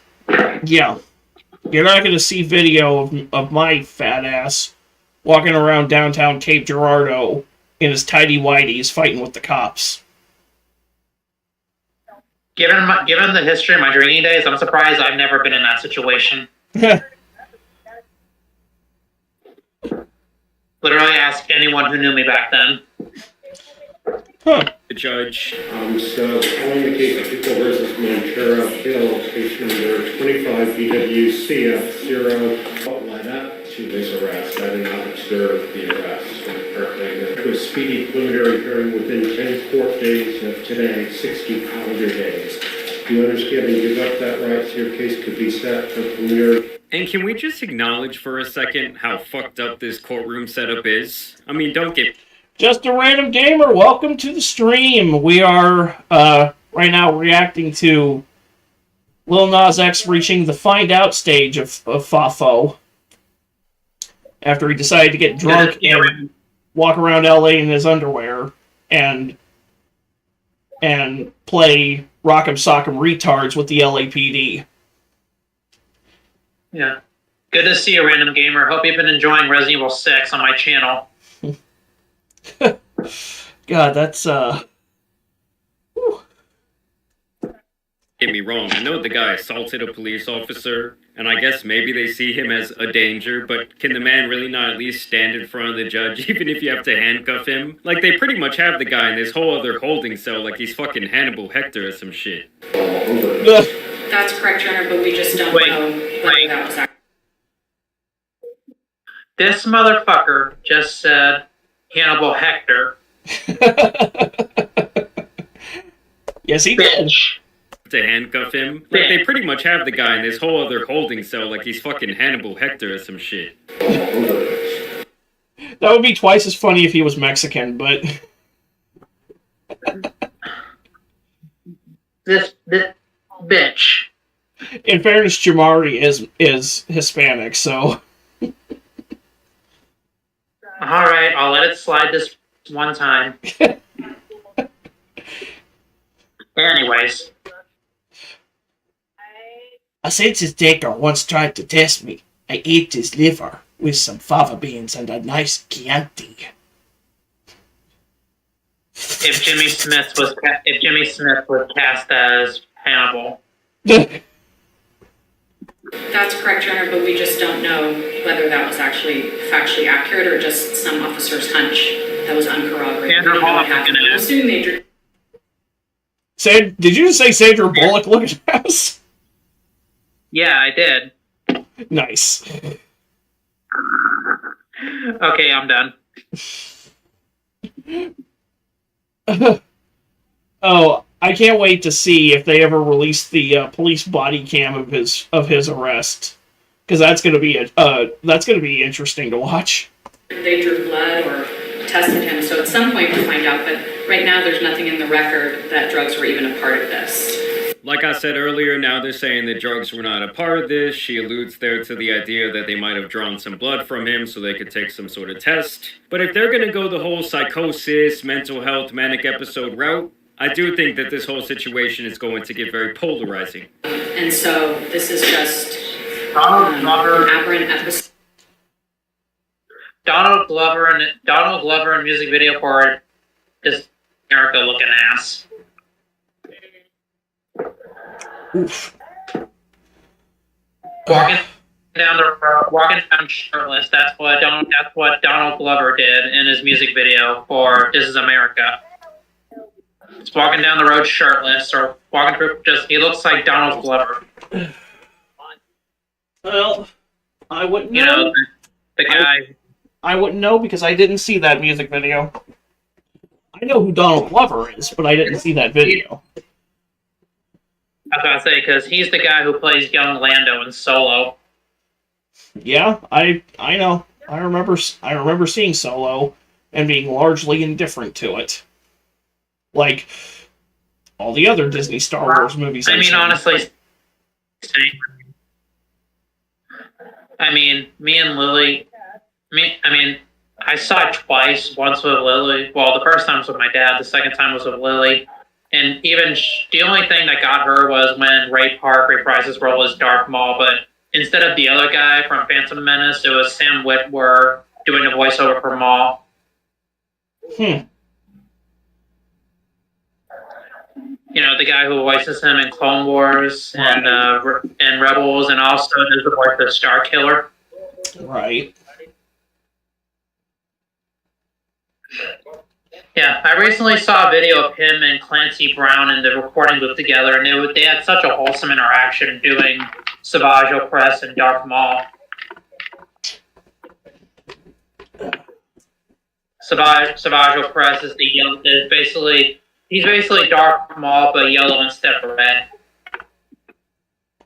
I'll take your word for it. My knowledge of Star Wars, brother, my knowledge of Star Wars beyond the movies is not quite extensive. Yeah, fair enough. I'm very much a casual Star Wars viewer.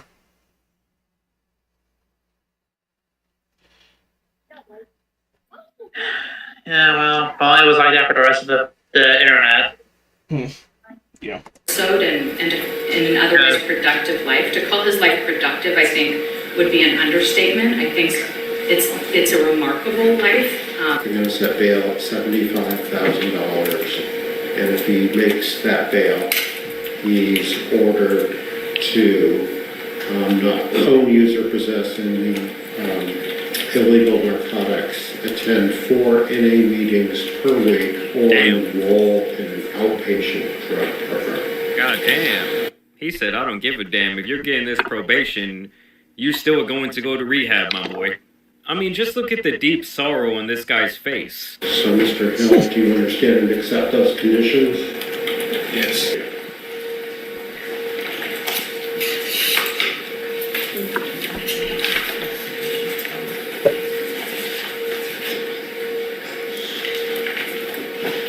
I'm saying, man, what's up with this bullshit ass setup they got? And his attorney would speak after the hearing. Don't forget, he's 26 years old, so it's not unusual for... What is this motherfucker's hairline?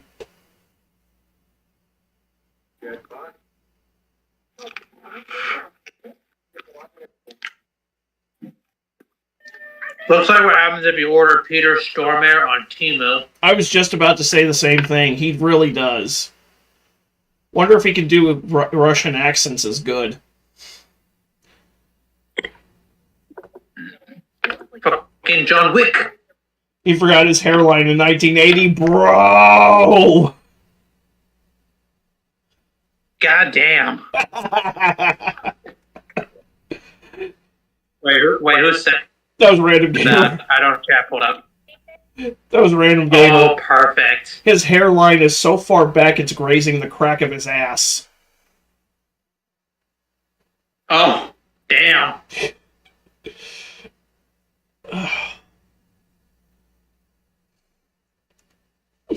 something like this to happen, particularly when you have the pressure of being recognized internationally like him. And so we're going to do our best to address these things. And the best way to do that is just get the team and surround him with a team of people. How do you have a back pompadour? Like, hold on. And the best way to do that is just get the team and surround. Like, you know how a pompadour is like it starts low in the back and then it just rises up front? He's got the reverse of that. It's low up front, rises in the back. How do you have a reverse pomp? God damn.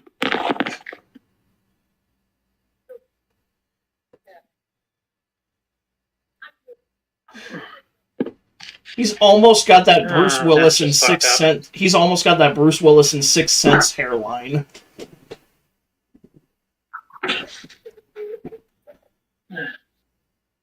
I see dead people. I see I see dead careers. I see dead careers. I see a dead scalp.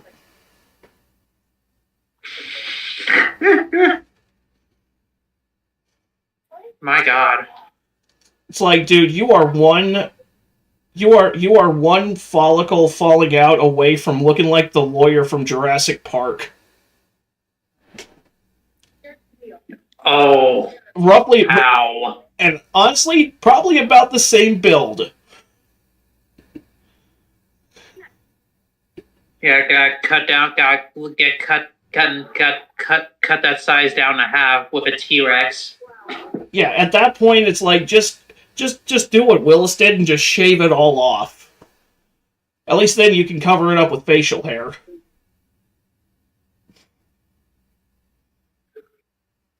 I still can't believe Bruce Willis voiced the raccoon in Over the Hedge.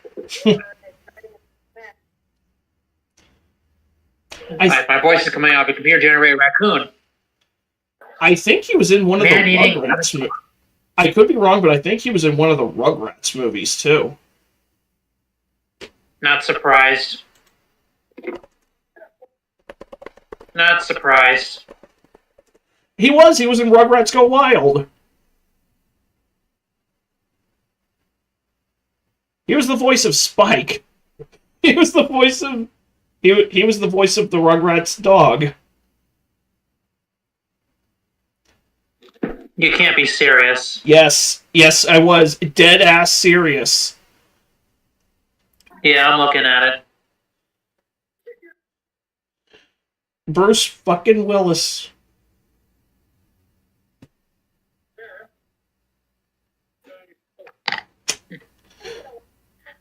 Oh, hang on. I'm reading the cast. Hang on. This is my first time realizing Danielle Harris was in the Wild Thornberrys.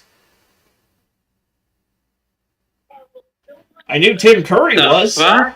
I knew Tim Curry was. I didn't know Danielle Harris was. Wait, so you mean Nigel Thorne? You mean Nigel Thorne? You mean Tim Curry?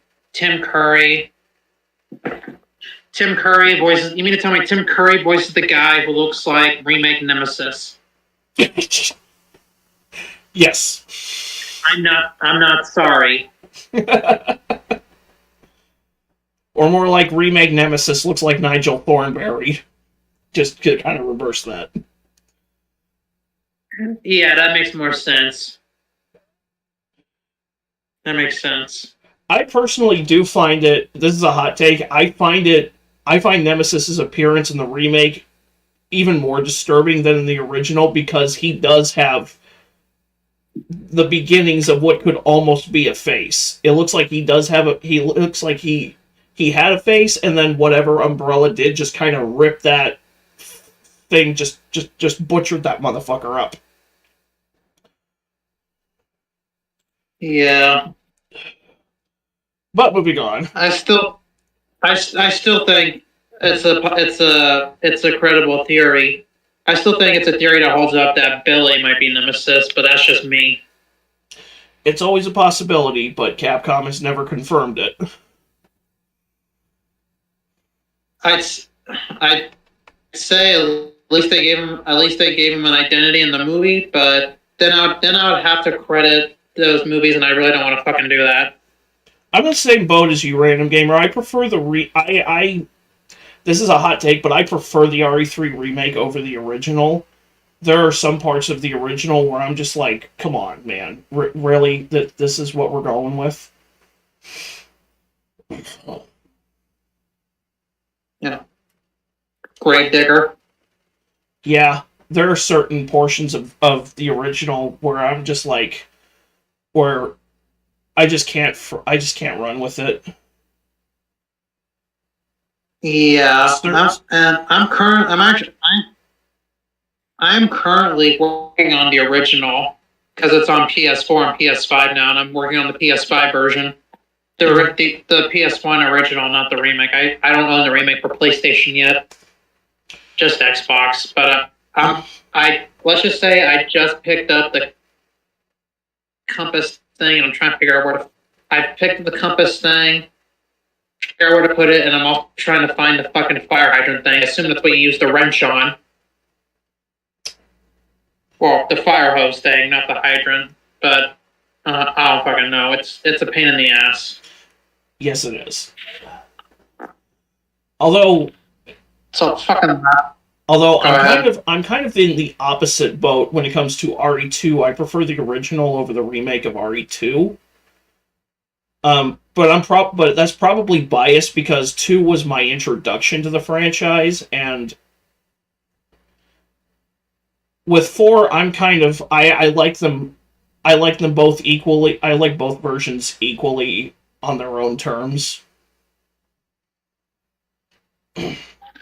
Yeah. I just started playing the remake again recently.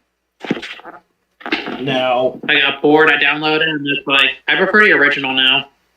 Now, in my opinion, the one Resident Evil game where in my opinion, the franchise was at its...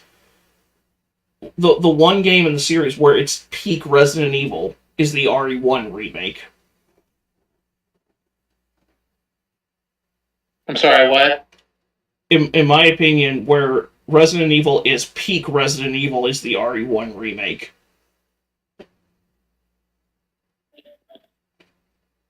My brain keeps shitting itself. One more time.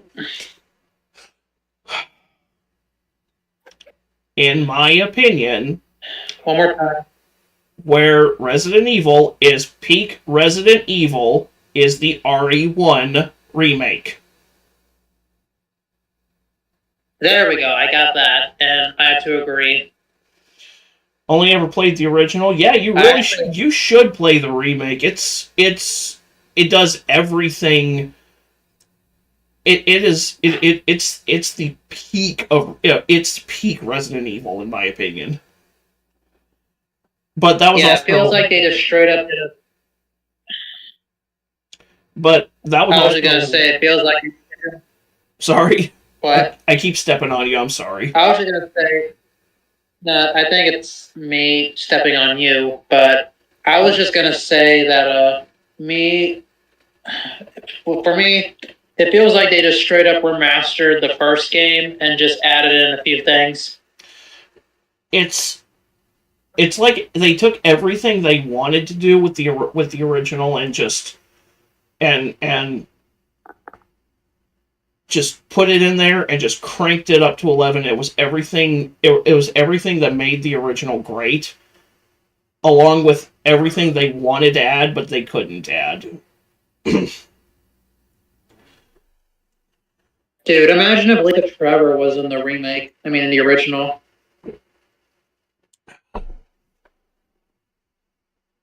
That would have Just been... imagine if they were in the remake. Definitely check out pretty soon then, because you guys seem to have the same game taste as... Well, hey, birds of a feather, man.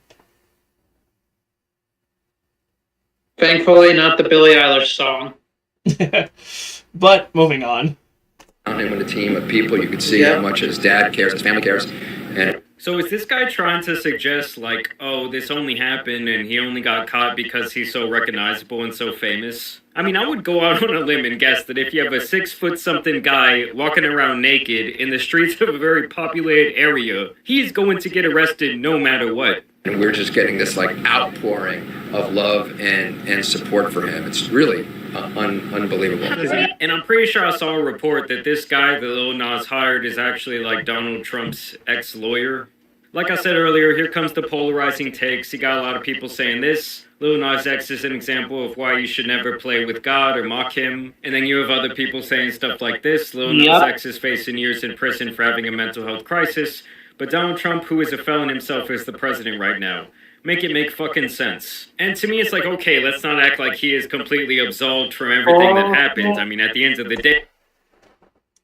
Yeah, except those charges were the result of a weaponized justice system designed to attempt to force him out of a democratic election.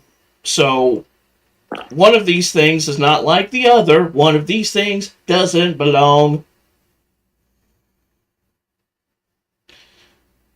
Sesame Street. It's basic shit. I'm surprised his lawyer didn't pull the... I'm surprised his lawyer didn't pull... I'm surprised Nas X's lawyer didn't pull the race card. He went with the fame card.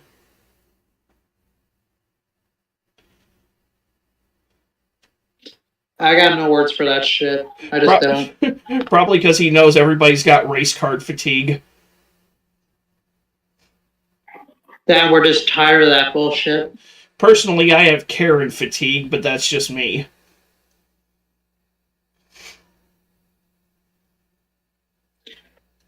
Neighbors moving in underneath us.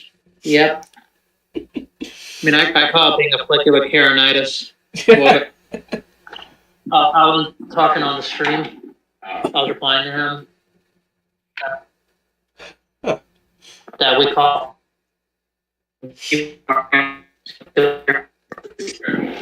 Alright, love you, Dad.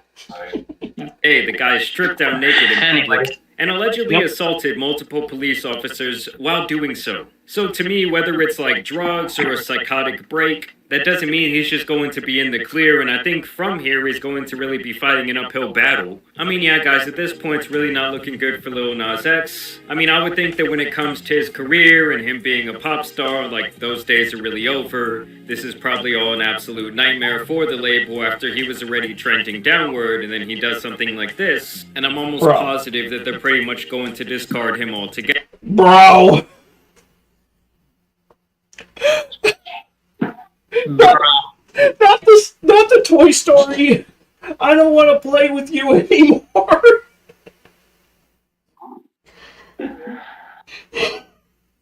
Is that for Nas X or the race card? Wait, yes. I think that's just the general public being done with Nas X. I don't want to play with you anymore. I don't want to listen to your shit anymore. I happened to come across Old Town Road on my YouTube radio the other night, and it's like skip. Unless it's the version of that literally has no value. Right. Together. But I will continue like to I said, the one on this. The actual scam talent. Situation. This is obviously something that could take, multiple years to unfold at this point. Y'all let me know y'all's thoughts down below in the comments. I also want to thank you guys for watching today's video, dropping a like and subscribing. But as you guys know, it's been your boy the Tan Superman and some other fallen stars out here need to be covered. So I'm out. Peace. Alright. I know. We're gonna go from one douche to another douche. We're returning to American Thor, roasting good old Ben King Douche Azuli, aka Timu Liver King. Oof. Okay. Let the dog out of the kennel, and he's being very cuddly. Well, happens. Like he's literally, you can't see it, but he's in the chair with me. Well, hey. Hey, this is therapy. I don't care. Okay, now he's biting my knee. Stop. No. How old is he? No. Please do not. I'm sorry. What? How old's the dog? 2 or 3. So, still got a bit. And he's cute, but he's a little shit. Well, our dog he just took offense to that. He just took offense to that. Hang on.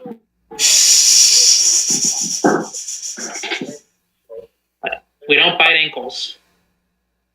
But anyways, yeah, he's under control now. What were you gonna say? I was gonna say our dog Duke. He didn't start really chilling out until about when he turned about 4 or 5, and he's gonna be 9 next month. So yeah, I think isn't that the dog I met like the last time I saw you guys? Yep. I remember him being friendly. Oh yeah. He's got a big mouth, but he loves meeting new people. But anyway. Literally, he's all bark and no bite. But anyway. Anyways. Nate has a little meme to start us off with. I'm going to warn you. I don't think you're going to like how this ends, Hotshot. Face your partner. Sir? Kung Nate? Sparring stances? CJ!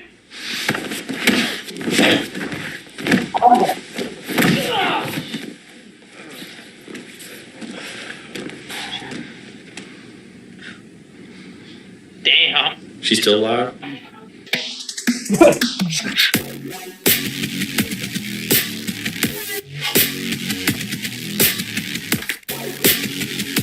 I gotta find the original. Okay, I gotta find the original version of that scene and make it into a Battlefield wrecking Call of Duty meme. Nice. Because, dude, when the Battlefield 6 beta was going on, dude, dang it, dude. But when Battlefield 6 beta was going on, they literally had so many people hopping on it, they had to like have these waiting lists. Yeah, and I saw a bunch of COD. Yeah, compared to like Go ahead. I saw a bunch of COD people complaining about why can't I play this like COD? I just want to get kills and farm clips for my YouTube, and it's like that's not Battlefield, fucker.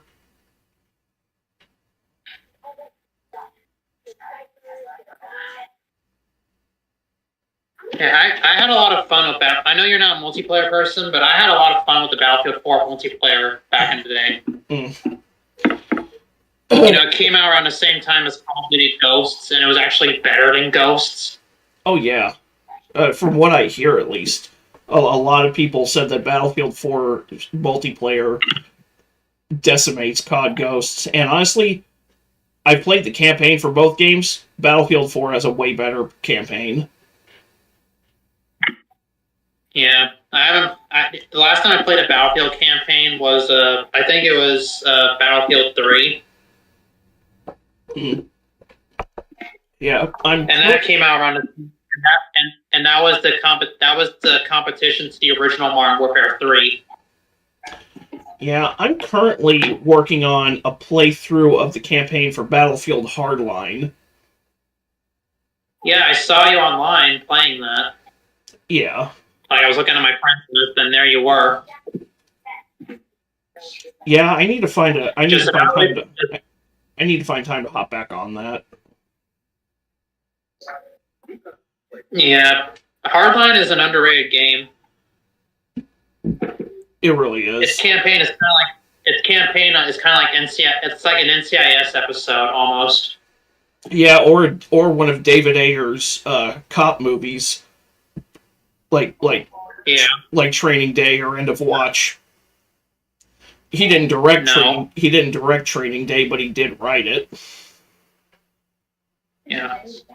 If you hear me saying no, this dog's chewing on the carpet. Yeah. Yeah. No. Okay, you're sniffing? Never mind. Okay, that's my toe. No. So. Yeah, he shows love by lightly biting it. It's like, we don't do that. Sounds exactly like Duke. Alright. Dude, I'm giving you some freedom before you go back in the kennel for bedtime, so can you not waste it like Ellie and Last of Us 2? Oof. Oof. Oof. Oof. And you wasted it! Ugh. He took offense again. Now he's chewing on my fan. Troy Baker, Ashley Johnson, and Laura Bailey deserved a much better game than The Last of Us 2. Yeah, well, blame Neil Cuckman. Yeah.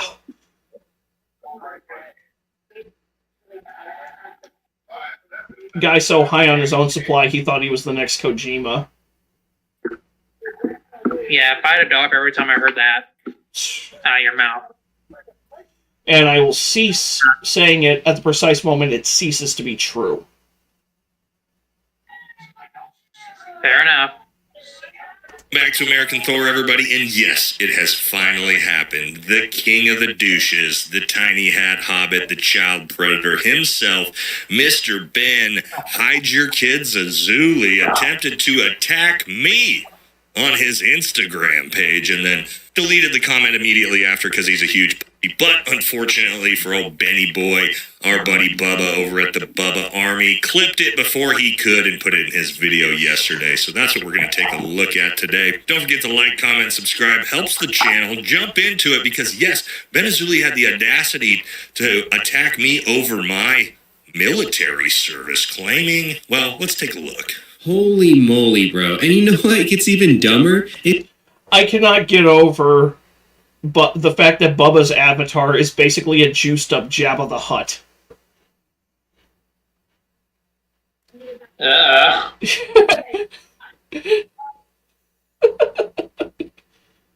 See? You need to be Fritz.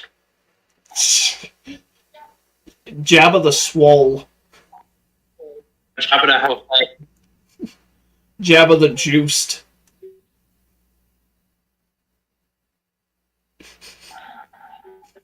Ben Swallow. Oh, God. Is he threw mud over at American... Do what?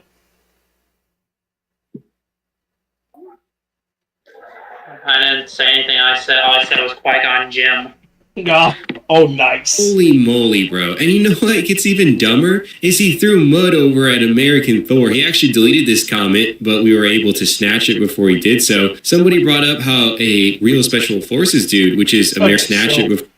A real special... Oh, wait. I think Bubba actually reads the story. Before he did so. Somebody brought up how a real Special Forces dude, which is American Thor, roasted him. And Princess Azuli said, another loser, broke white boy that didn't even... First off, how are you such a pansy ass that you censor the word loser? Also, that's about 3 stars too many. It's only 1 O. So, great job. So, apparently your spell checker was Chris Bors.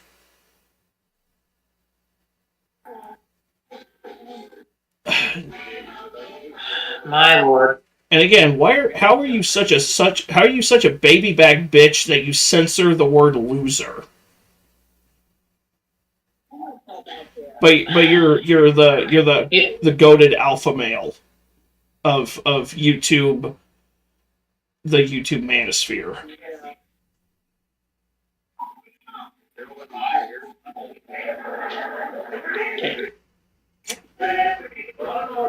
Yeah, I got nothing. Make it in the military. What the fuck, bro? An actual real Green Beret who has served with honor in the United States, and you're dragging his ass. And what is going on, bro? What is going on? And you know what? This guy wants to call us anti-Semitic, racist, or whatever, but this guy's bringing up American Thor's race. What does him having to be white have to do with any of it? This shit is just fucking weird, bro. This guy is deranged. I know American Thor is gonna get a laugh out of it or something, man. Yes, Bubba, yes, I am. But let's talk about that, okay? He called me another broke white boy. First of all, King Azuli, we'll take a look at your YouTube channel here real quick. You're averaging, if you're lucky, about 3,000 to 18,000 views a video every 2 months. Yeah, that's about $200 to $300 a month in revenue for AdSense, for those of you guys don't know. Also, his Instagram page is completely fake. All the subscribers were bought. Nobody's signing up for this guy's coaching. He lives with his mom.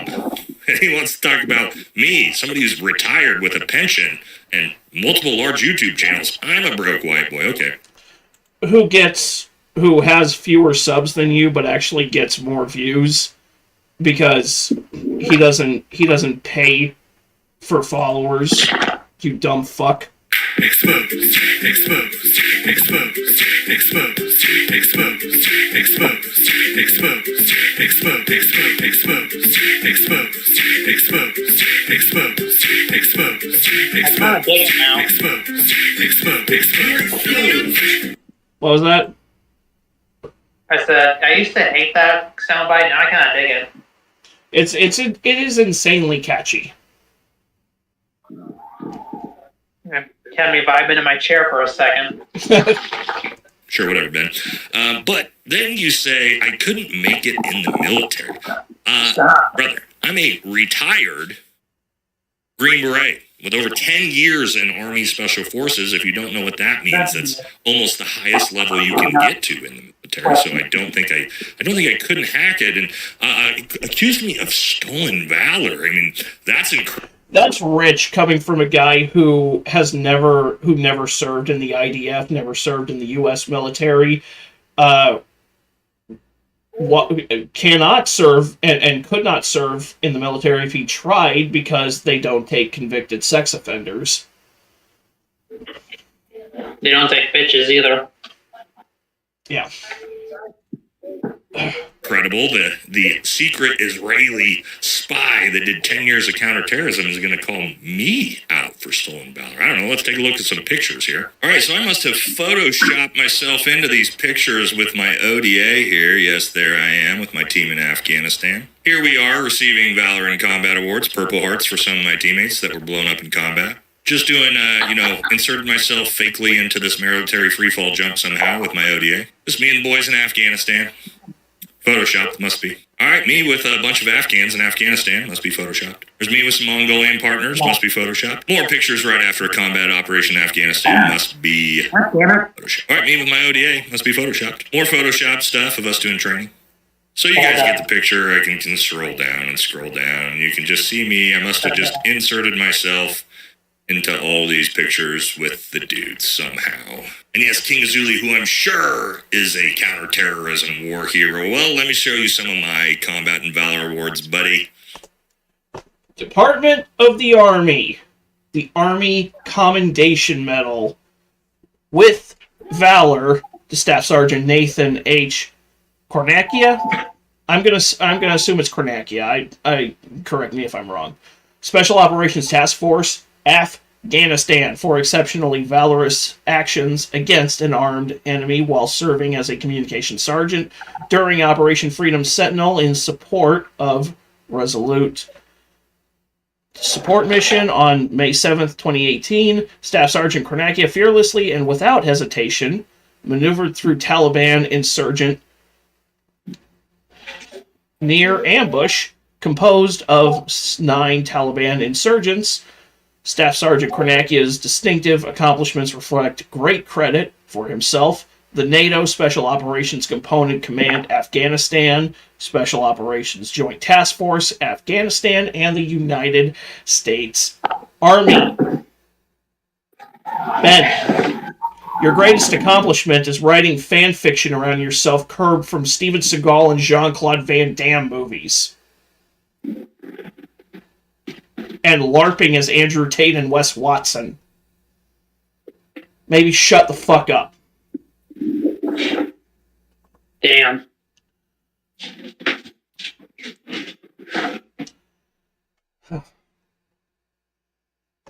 This dog is scratched the fuck out of my knee. Like I said, you gotta trim his nails. Yeah, that's my dad's job. Fair enough. If you want, read them on the screen. Just give you an idea of what real counterterrorism operations can entail sometimes. Some things this dipshit would fucking have no idea about, obviously. But this little throbbit wasn't done there. Yes, the biggest on the internet. He decided to put me and John Bravo in the thumbnail of his video where he tries to justify why he gang raped a 15-year-old girl. Yes, so there we are in this thumbnail, the real truth about my allegations. Picture of me, picture of John Bravo there. But then he didn't have the balls to actually say a fucking word about me in the entire thing, you little fucking pussy. That video that he posted with us in the thumbnail, I'll let Bubba describe it because it's just mind-blowing that this idiot actually said this shit on a public YouTube video. The thing that they said that I didn't do. If the police were involved, and the judges, and the DAs, and the investigators, they found me innocent, who are you to sit there and tell me that I'm guilty? I was never convicted of... Because the public court records say you're guilty, you fuckhead. I was convicted of all with a minor. I was 18, she was under 18. And oh, I was never convicted of this. I was of this atrocity. I was convicted of this atrocity. You still assaulted a 15-year-old girl when you were 18, you fucking idiot. I agreed to take a plea deal that I got a blow.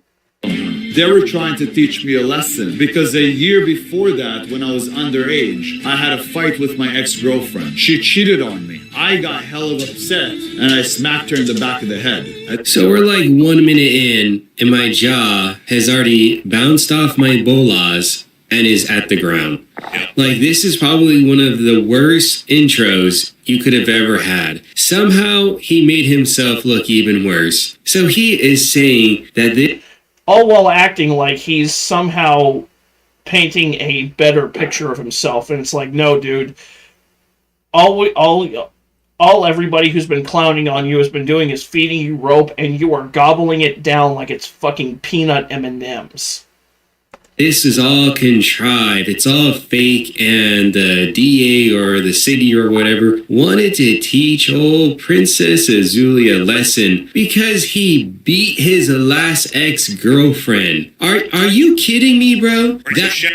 Now, I could be wrong, Kason, but that to me sounds like something that the police would call a pattern of behavior.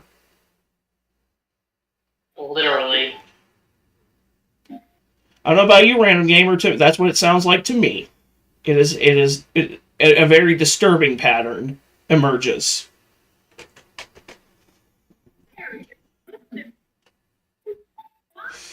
There's no way he's just fucking stupid. Well, he is, because apparently some people have talked about... Oh, yeah. Some people have apparently talked to the guys who have been clowning on this dude, like Nathan, like Bubba. Another channel that's been on him is Mud Pit. I know JD Delay has chimed in, and there is a 2+ hour stream of him and Nate just tearing this guy a new one.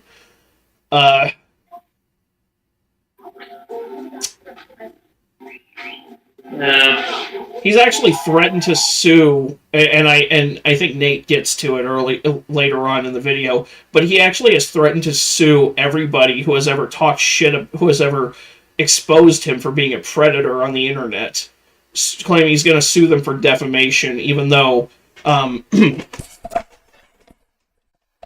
it's not defamation if it's fucking true, and you admitted that it's true in your own goddamn video, you nonce.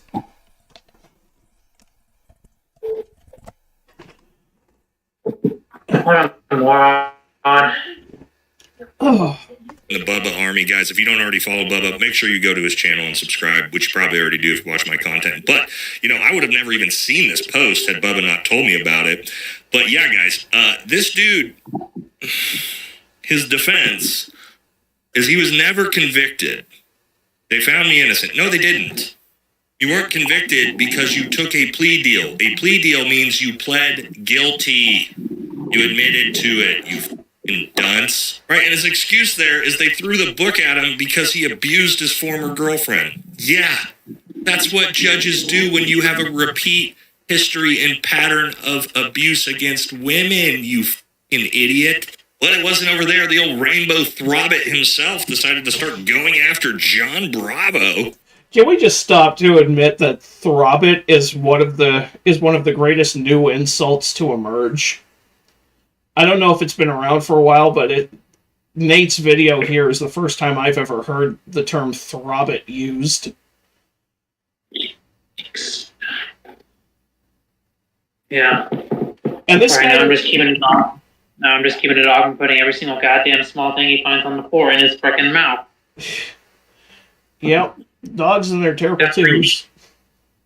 That's my knee, you jackass. I agree, it is hilarious. Gotta start finding ways to use it in casual conversation. Yeah. Meanwhile, I just called my dog a donkey. Okay, Ramsey. That's true. Hey, fuck off. Gordon Ramsay sounding ass. Fuck off, you fat, useless sack of fucking Yankee stanky doodle shite. That almost synced up. It did. Or, this one. Where's the lamb sauce? Where's the lamb sauce? Where is the lamb sauce? Stop.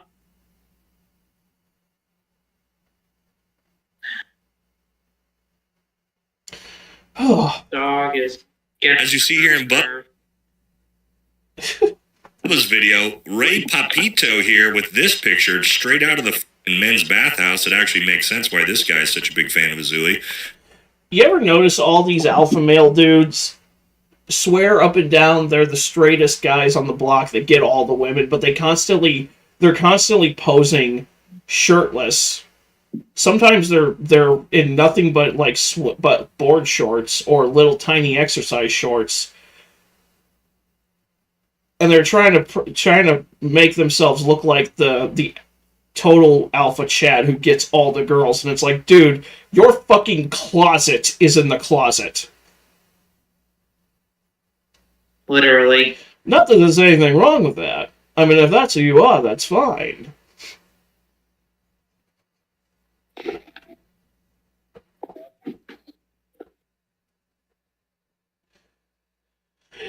There's a video that I want to roast that I found on Twitter of this guy, of one of these Manosphere guys, trying to make this whole argument about how cooking is gay. How men who cook are gay. And I just want to be like, I have this bit that I want to do where I just like, you named your son after your best friend, Andrew Tate, who spends most of his free time posing half naked for the adoration of his predominantly male audience on Instagram. So, any gayness is derived from your end.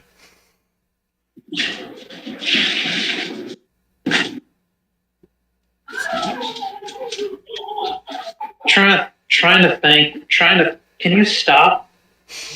Trying to think of that one video you did where you said the director is like something about directing something and the artist is Lil Nas X.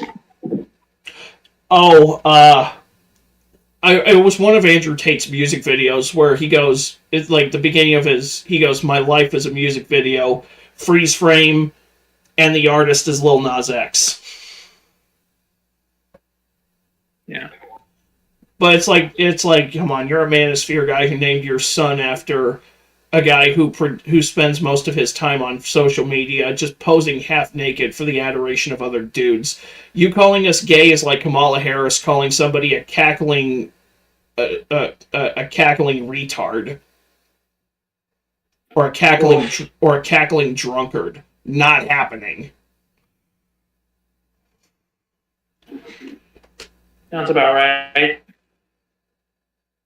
It's time to sue this guy for I put defamation. his foot on a shelf because he was being bad and he's losing his goddamn mind. Shit, karma is a bee. I'll give you a hint. He won't have money for gas soon. Take my time before I make my moves. Checkmate, baby. Hey, Ben, I know you don't know anything about business ethics or business law, but outside of being a retired Green Beret, I also have a master's degree in business administration, which means I'm pretty educated in business ethics and business law.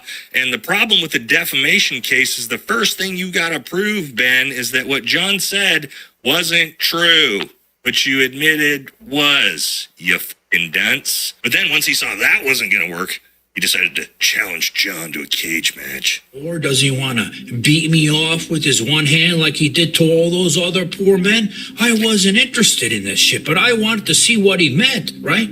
So I went to his Instagram to ask him what he means, and this is what he had to say. And that got me thinking again. I'm like, he wants to put me in a cage? What does he want me to be? The 31st man that he's gonna beat off with the one hand? This is the same guy who, by the way, Ben Azuli is the same guy who said he would beat Andrew Tate in a fight because he goes, well, he was only trained to fight. I was trained to kill. And it's like, fucker, Andrew Tate is at least a full foot taller than you and is a professional kickboxer. And you have no fucking formal fight training outside of we've seen videos of you LARPing as Jean-Claude Van Damme. But that's just a certified bra moment. But that's your entire fucking persona is LARPing as a 90s action star. If you weren't such a douche, you could almost be Johnny Cage. Mm. Not even Johnny Cage is that big of a douche.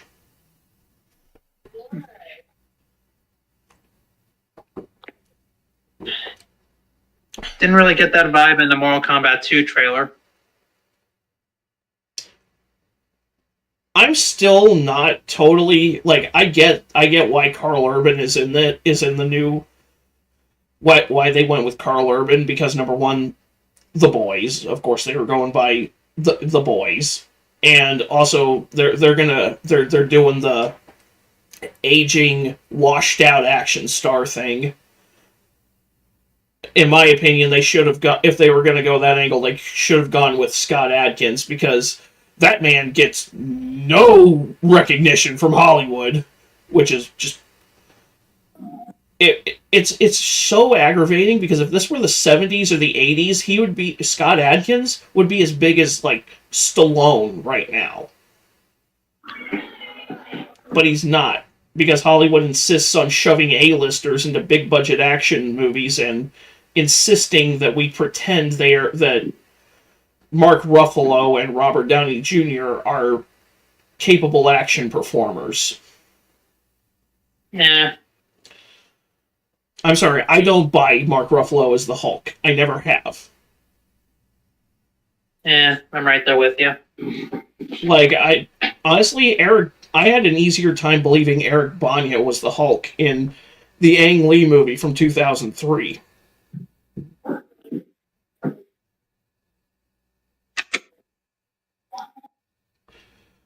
But that's I still have the poster for that on my wall. Yeah. That movie deserves a lot more love. Imagine if that was the launching point for a cinematic universe. It was, that movie was so far ahead of its time because it was a sincere. It was a superhero drama before Chris Nolan did the Dark Knight movies. At least 2-3 years before Batman Begins. Yeah, 2 years, because that came out in 2003. Batman Begins came out in 2005. Right. So that movie was ahead of its time. Yeah.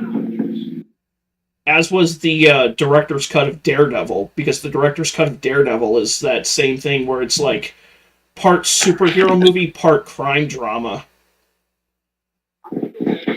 All kick-ass. And hot take, this is my personal opinion, the director's cut of Daredevil, in my opinion, is a better comic book movie than The Dark Knight. Yeah, the Dark Knight trilogy was more inspired by Batman, not really based on it. It kind of picked and chose from different Batman stories, which, and that's fine. You can absolutely do that. It's just that there are certain. I mean, the upcoming Lego Batman game is gonna be borrowing from some of the movies, but still providing an original narrative. Very much so. As a controversial opinion, but hey, it is an opinion. I have a love-hate relationship with The Dark Knight, Random Gamer. I was one of the last people to see it before, like, after it left theaters. Like, it was like 6 months after the DVD had been out. I was like 15, 16 years old. And by the time I saw it, the hype around it had been built up so high for me that there was no possible way it could have matched my expectations. And it also didn't help that I was watching that movie at a pizza party with friends, so I couldn't really sit there and soak in what Chris Nolan was trying to do with that movie. So I spent 10 years just not liking it and not knowing why.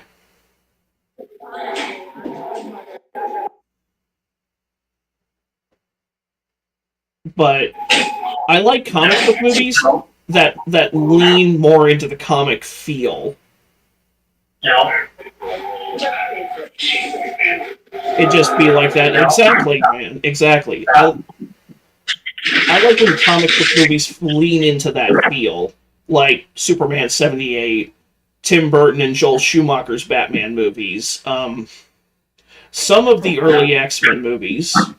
Or some of the early Marvel, like Blade, Hulk, Daredevil. I'm really not a fan of the MCU, and I'm really not a fan of the post-Snyder DC movies. Outside of Matt Reeves' The Batman, that's the one that I will give them.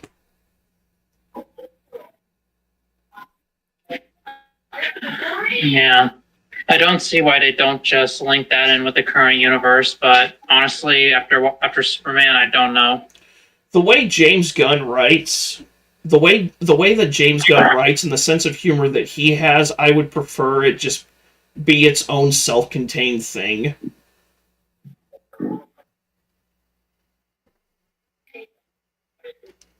Yeah.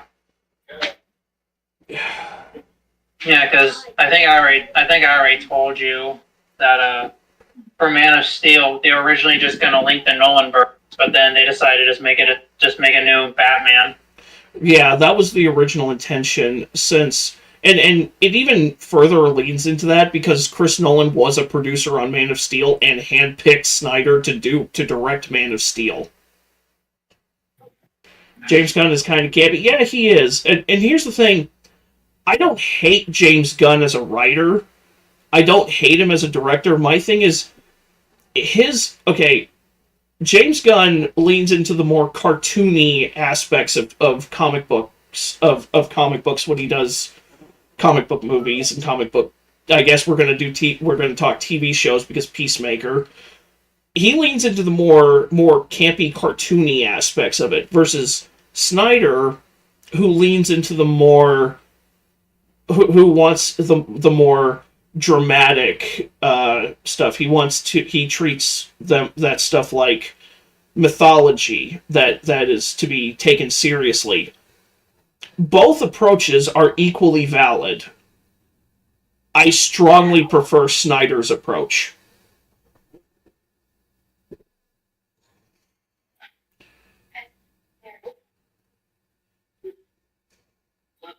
Yeah. Sorry, this dog is pissing me off. It's alright. Alright, let's keep going. I don't understand what he wants from my life. Ben, John isn't Muhammad Ali or whatever the fuck that other hookah hobbit's fucking name was. He's not going to stage a fake cage match with you like that dude's going to. The guy forgets that, guys like me and John Bravo are not 15-year-old girls, and that's the only thing this dude has ever committed violence against. But also, forgot to show you guys, do you remember this one? This dipshit talking about how he mixes Coca-Cola and eggs together? What? Mike Schneider, because of the darkness. Okay, is Mike Schneider a comic writer? Because my knowledge of like Western comic writers is extremely limited to like Alan Moore, Frank Miller, Jeff Loeb,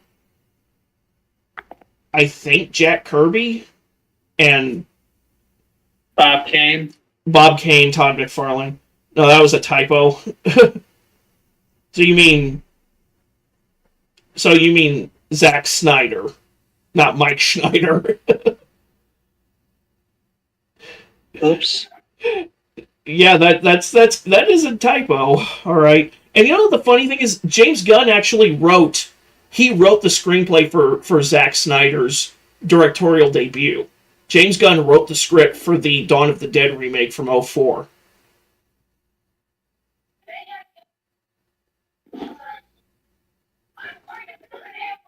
Yeah. That was not my introduction to James Gunn's writing, though, because he also did write the Scooby-Doo movies with Matthew Lillard and Freddie Prinze Jr.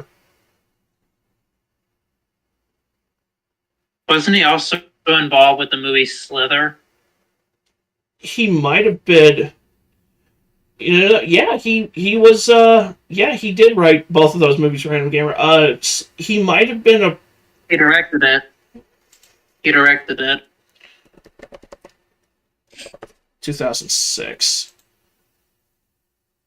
Written and directed by James Gunn. Slug from it actually, and the slug from it actually appears in Guardians of the Galaxy. Self-referential. Nathan Fillion and Michael Rooker were in it, huh? Well, that would explain why Nathan Fillion and Michael Rooker have been in other James Gunn movies since. Yeah, Michael Rooker played like a J. Jonah Jameson style character in Brightburn. He was also Yondu in Guardians of the Galaxy. Nathan Fillion playing Guy Gardner in the new Superman movie. And honestly, he's one of the few highlights of the new Superman. Him and Nick Holt as Lex Luthor.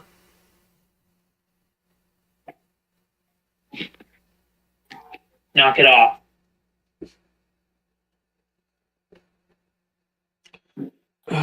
But in my opinion, that's not enough to warrant seeing the new Superman, even on digital. I would wait for it to be on free on HBO Max if you even. He had a cameo in Guardians 3. Okay, I have not seen Guardians 3, so I actually did not know that. But him and James Gunn having a history together, that makes sense. What I do is I mix it with my eggs. No, you don't.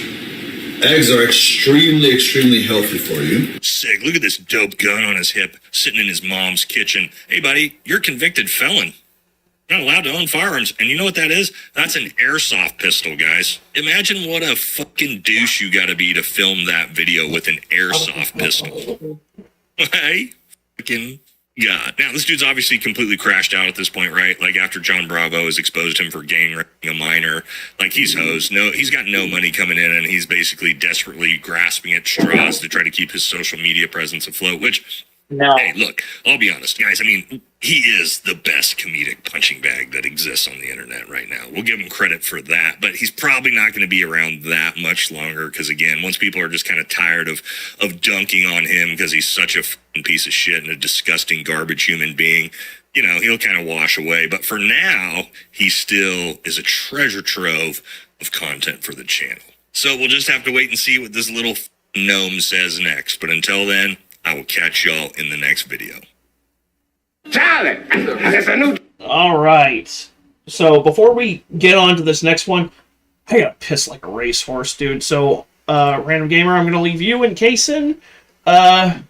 Real quick, you two can have a nice little conversation in the 30 seconds that I'm gone.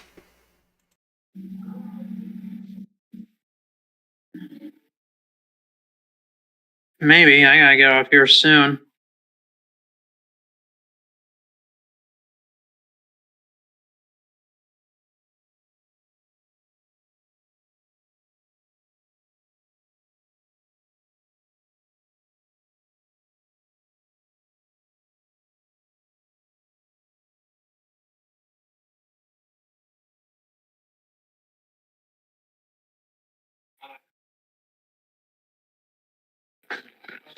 Ugh.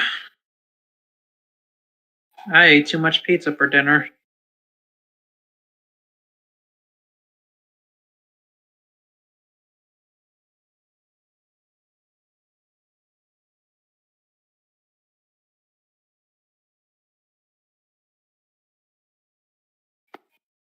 Oh, right on. Right on. Right on. Yeah, we had homemade pizza, pepperoni, sausage, and bacon bits, and I need to learn that my stomach can't handle that much grease thrown at it at once, but hey, it was good. I don't care. Oh, I'm back. So, that was your dinner. My dinner was a hungry man.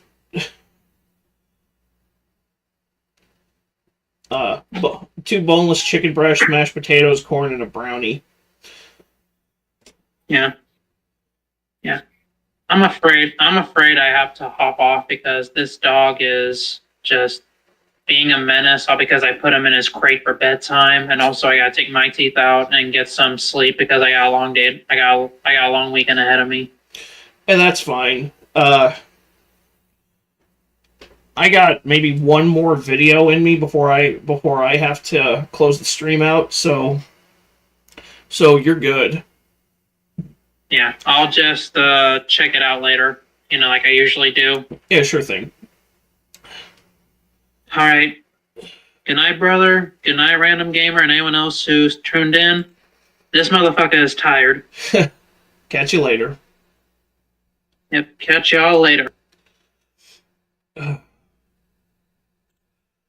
Alrighty. Okay, so this last video we're going to do for the stream tonight is another American Thor video. Another nice one from Nate that actually just went up today about Vincent Fish, another one of these fake alpha male influencers. Only this one has chosen to go for the Gen Z broccoli do. Really, he looks like he is trying way too hard to emulate the Sam Jackson from Pulp Fiction hair. Charlie, there's a new joke going around. Have you heard it? What did the five fingers say to the face? What? Slap!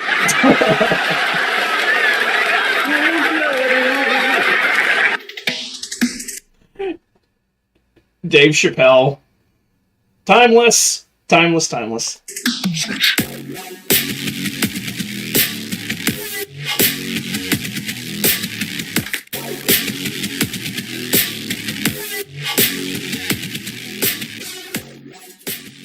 Welcome back to American Thor, everybody, and this one is probably the most requested fake alpha that you guys keep asking for, and that is the Charlie Murphy of fake alphas. Yes. Charlie Murphy! Charlie!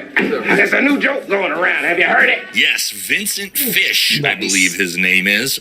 Interesting character. What does Vincent Fish do? Well, let's take a look. We're going to be shocked, I'm sure. All right, like literally every single one of these other con artists, of course, lives in Miami, helping fitness influencers make bank. What's he do? Online coaching. He coaches people how to coach. Yeah. Yeah. Give me all your money and buy my program, and maybe I'll teach you how to make some of it back. Dude!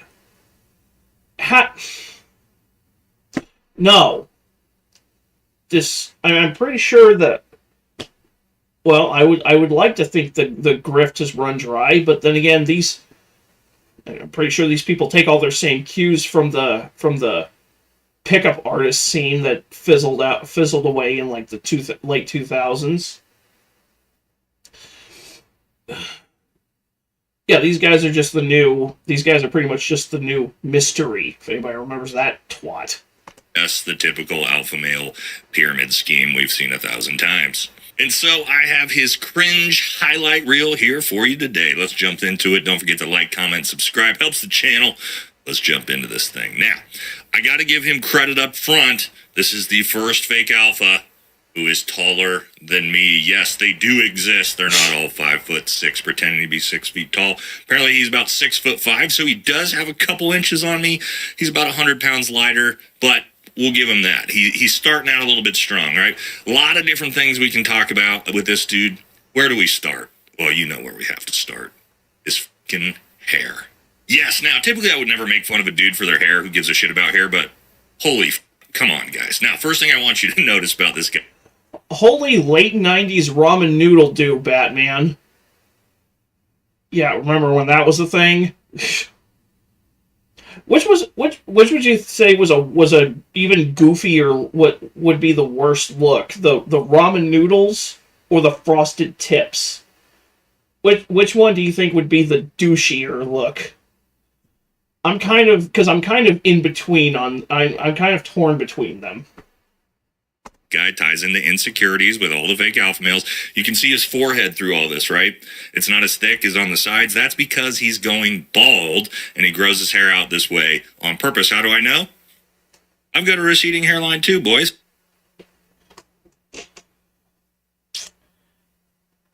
Yeah. It's not pretty bad. My nephew has the broccoli hair. Broccoli hair with frosted tips!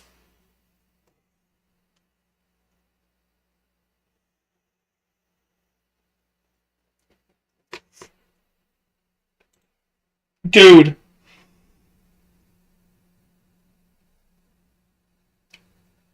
Broccoli hair with... What a winning combination that is!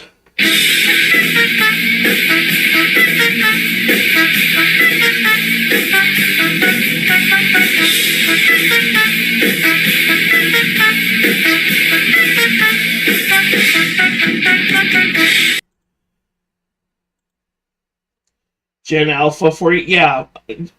Hey, I'm hardly one to talk. I also have a nephew that has broccoli, that does the broccoli do. He does not have frosted tips. He does not do frosted tips, though.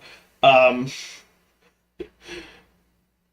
he does have the broccoli look, which I would talk shit about it, but he's bigger than me, and he wrestles and plays football, so...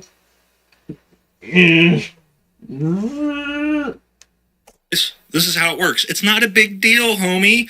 Just shave your head. And I think what the problem is he probably watched Coming to America one too many times. 1, 2, 3. Just let your soul glow. Just let it shine through. Bro. Just let your soul glow, baby. And part of the reason why he needs to beg everybody for money, I'm sure, is to keep up with this soul glow habit. It can't be that cheap to find this stuff 40 years later. But let's get a little bit of his mentality before we jump into a few other things. Number one thing I'd say is perceived value, social proof. People see you, even me doing this podcast with you, people will see me as somebody of a higher caliber. Yeah. You know what I mean? People see you stage this podcast because there's no fucking interviewer on the other side, because these clips are always fucking faked to give the perception that you're an important influencer, when in reality you're just a mouth with feet and an Instagram.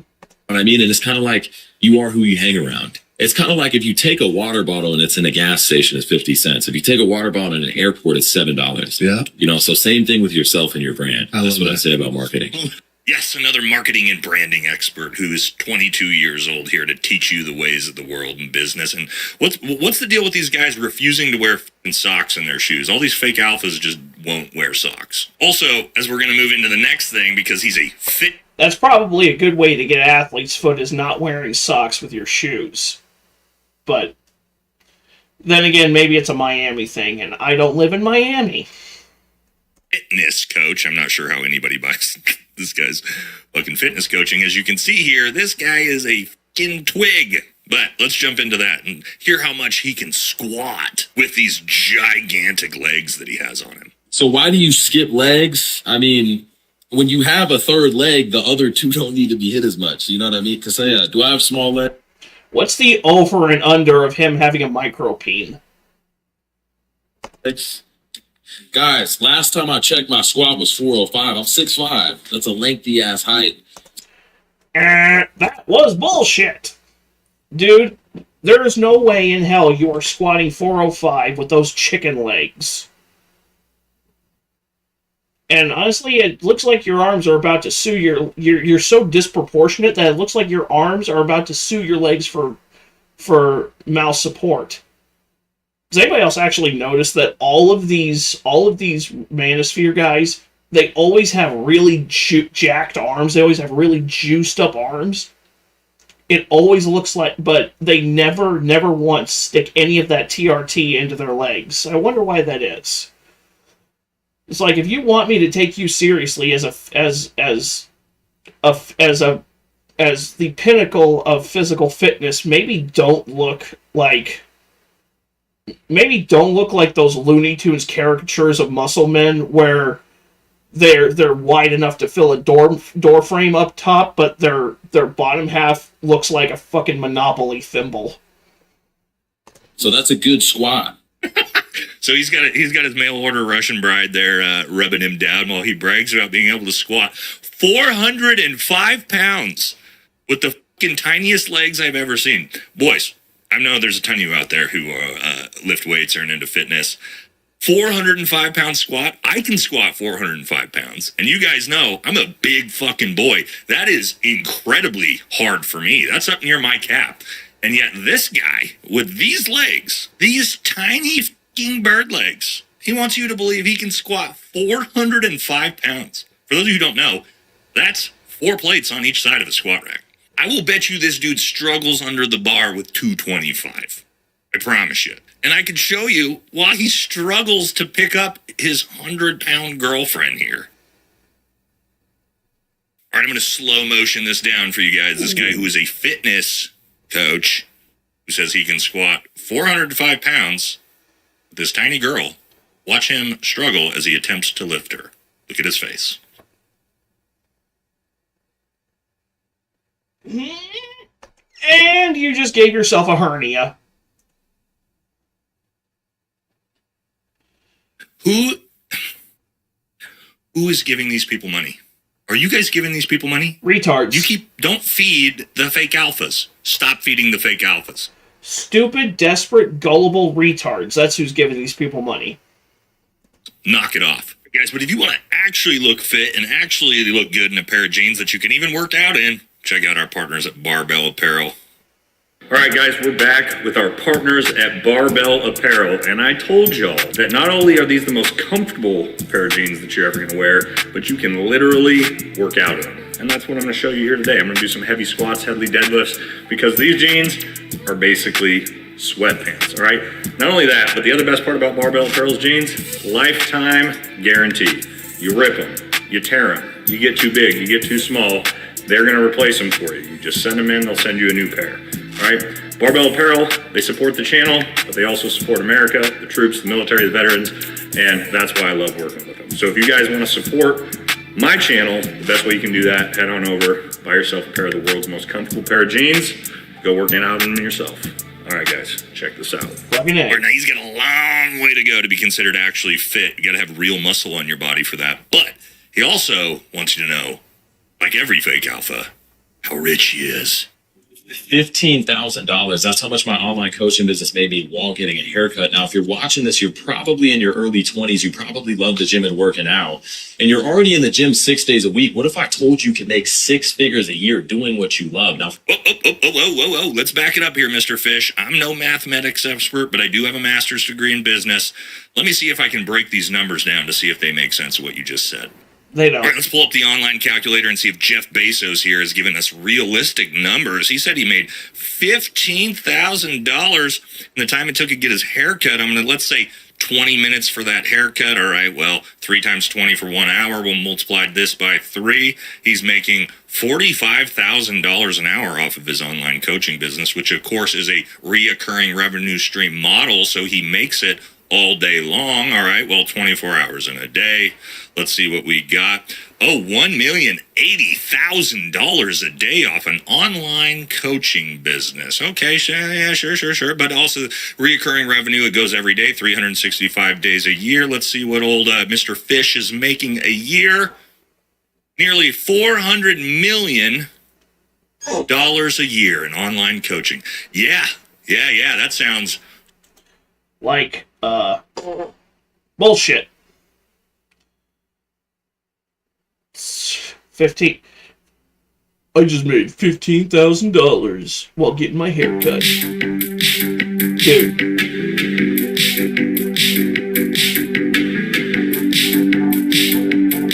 Congratulations. That was one of the stupidest things that I've ever seen anybody post on the internet before.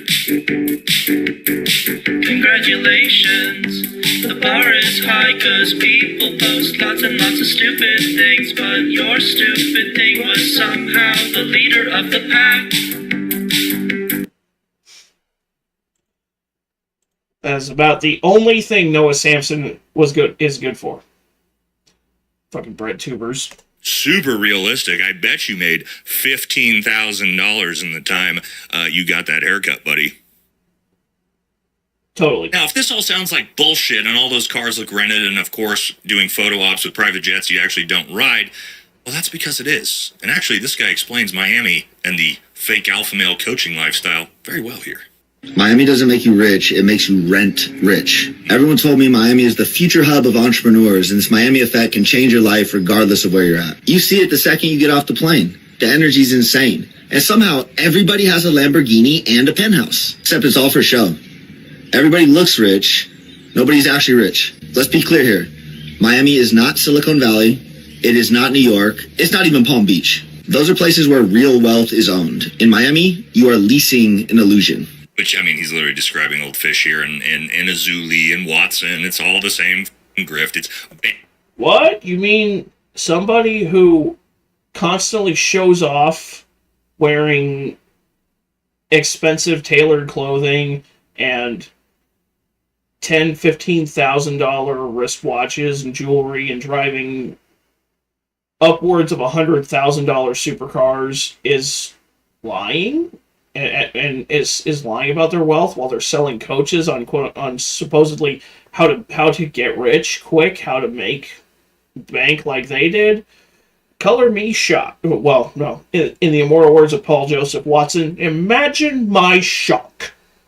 Begging young men to give them money, right? My uncle's rich and he looks like a bum. Exactly.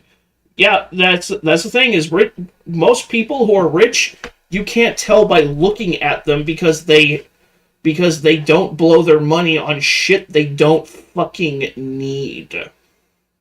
Because looking wealthy is not a status symbol to them.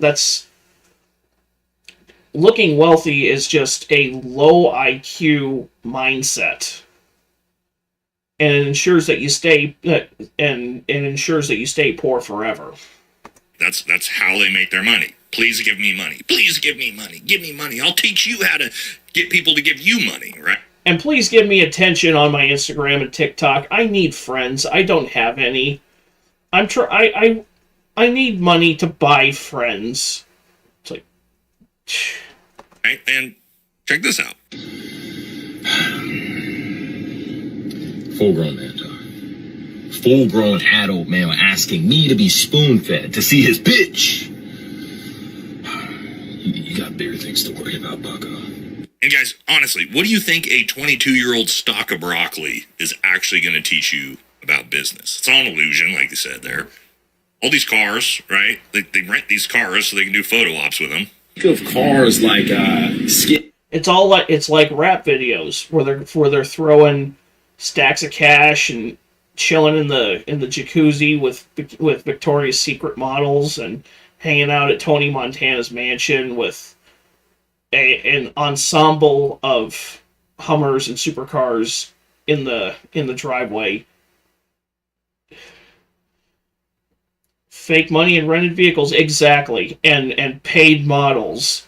Because there's no way, because those guys wouldn't have gotten those Victoria's Secret and Instagram models in anywhere near them without having a fat stack of cash to pay them. In no way, because honestly, most of those guys look like the only way they could get a girl anywhere near them, even without money, is by throwing something into their drink.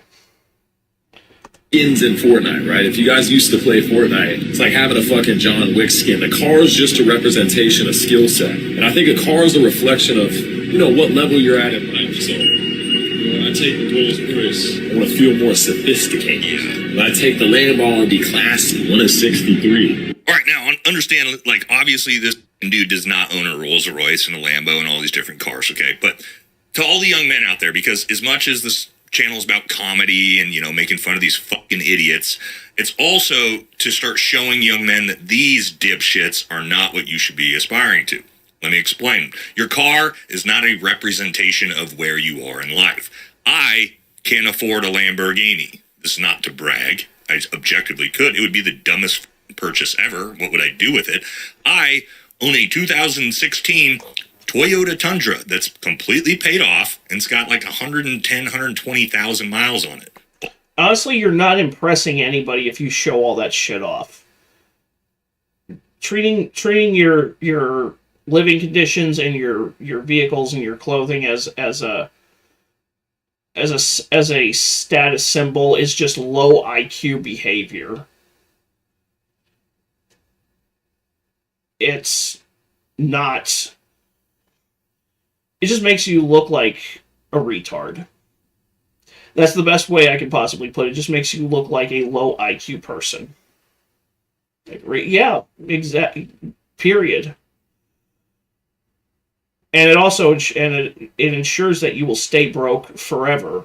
Because if you're wasting your money on that and not putting it in places where it can actually acquire value, to where you're actually building wealth over time, you're just blowing it on useless shit, on useless materialistic shit.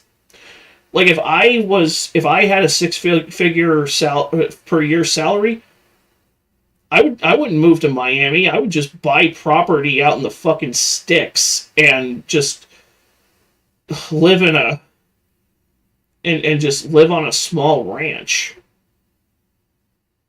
I'd still be doing this because I love doing this, but I wouldn't be living I wouldn't be living somewhere where I'm supposed to be portraying myself with this illusion of high wealth.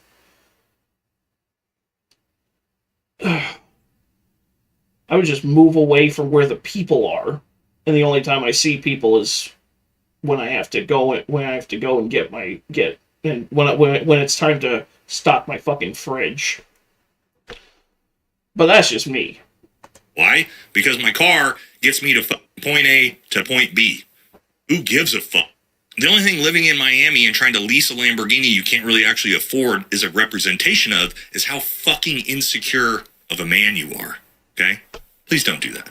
I was trying to say that earlier, but the words weren't quite popping out. It's like, who are you trying to impress?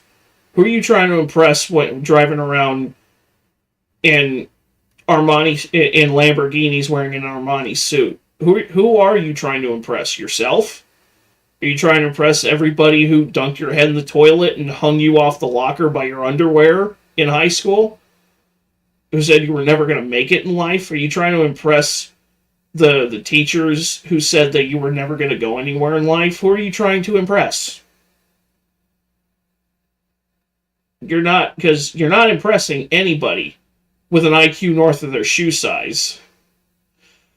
But of course, what the fake alphas always are going to give you is relationship advice, because that's who I want relationship advice from, a 22-year-old child.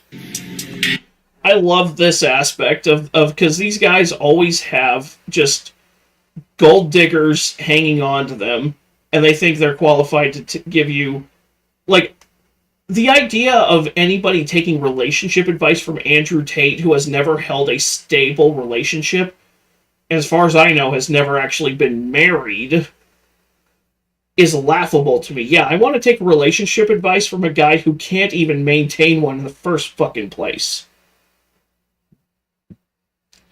That's like learning how to do crimes from a criminal who got caught. I'd rather learn from the criminal who didn't get caught.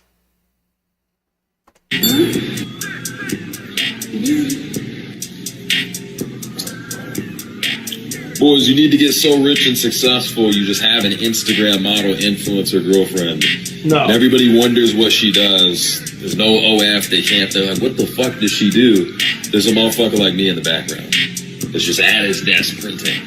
This is how success works. Anyways. You gotta get so rich to get an Instagram model girlfriend. Is your girlfriend an Instagram model? I don't know. Let's look at her page. 86,000 followers on Instagram as an Instagram model? Instagram models have millions and millions and millions of followers. And also, this should never Gotta pump those numbers up. Those are rookie numbers in this racket. be what you're trying to look for, guys. You young men out there, I need to get rich so I can afford a mail order Russian bride. No. No, no, no. Stop it. Stop it. But yes, the final thing that they all are, every single fake alpha, is a tough guy. So do you cry at all? And what's your opinion on crying as a man? Kasea, have you seen me cry one time in the last 2.5 years? Guys, listen, like that. People say, oh, well, she's a gold digger. No, it's not a bad thing. Guys, you need to understand, as a man and woman dynamic, a woman is designed to find a strong man. Right? So if your woman is designed to find... She's not a fucking android, you dick nut. People live outside their means and they never get ahead financially. Some big YouTubers always asking for money. It's not that they're broke, it's that they live outside. Yeah, case in point, Darkside Phil. That Darkside Phil is a fucking case study in being a YouTuber, in being a constantly e-begging YouTuber. I cannot fucking stand e-begging. Like, I have super chats and channel memberships set up, and I do offer it as an option in all my outros, but I don't expect anybody to fucking join. It's just, and it's also why I don't hide any of my content behind a membership. It's just an option if people want to, if people want to take part in it. DSP is the OG of e-begging. 110%, bro. He has perfected the craft of e-begging. Him and oh god, where's some other good ones who are good at that? Wings of Redemption does that. Reforge Gaming does that. And it just blows my mind that so many people can be like so desperate for like, I gotta make this, I just want to do YouTube full time. I used to watch The Quartering, but he does that way too much.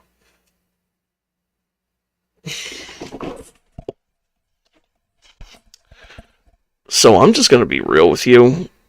I've never liked The Quartering because I don't like that style of read an article, regurgitate the information, and then put my own, and then just repeat the same 3 talking points again and again and again until you hit the sweet spot for maximum ad revenue. That's just, but maybe that's just me.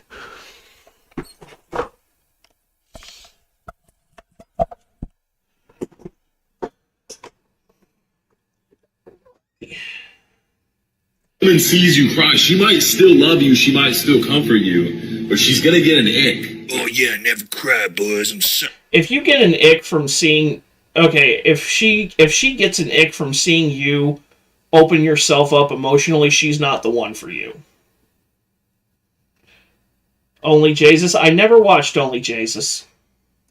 So tough. Well, honestly, first of all, this guy's probably the least tough out of all the fake alphas. I bet you even Queen Azuli could beat the brakes off of this idiot.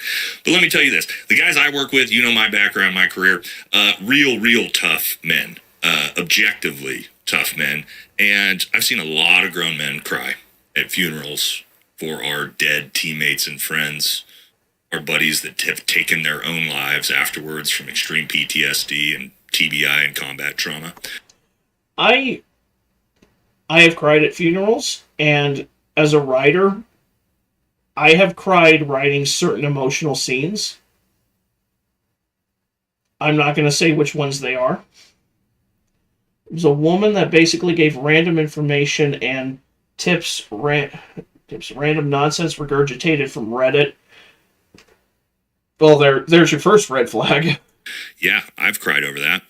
And my wife doesn't seem to have looked at me any differently. It's okay sometimes, guys, to just be a regular human being.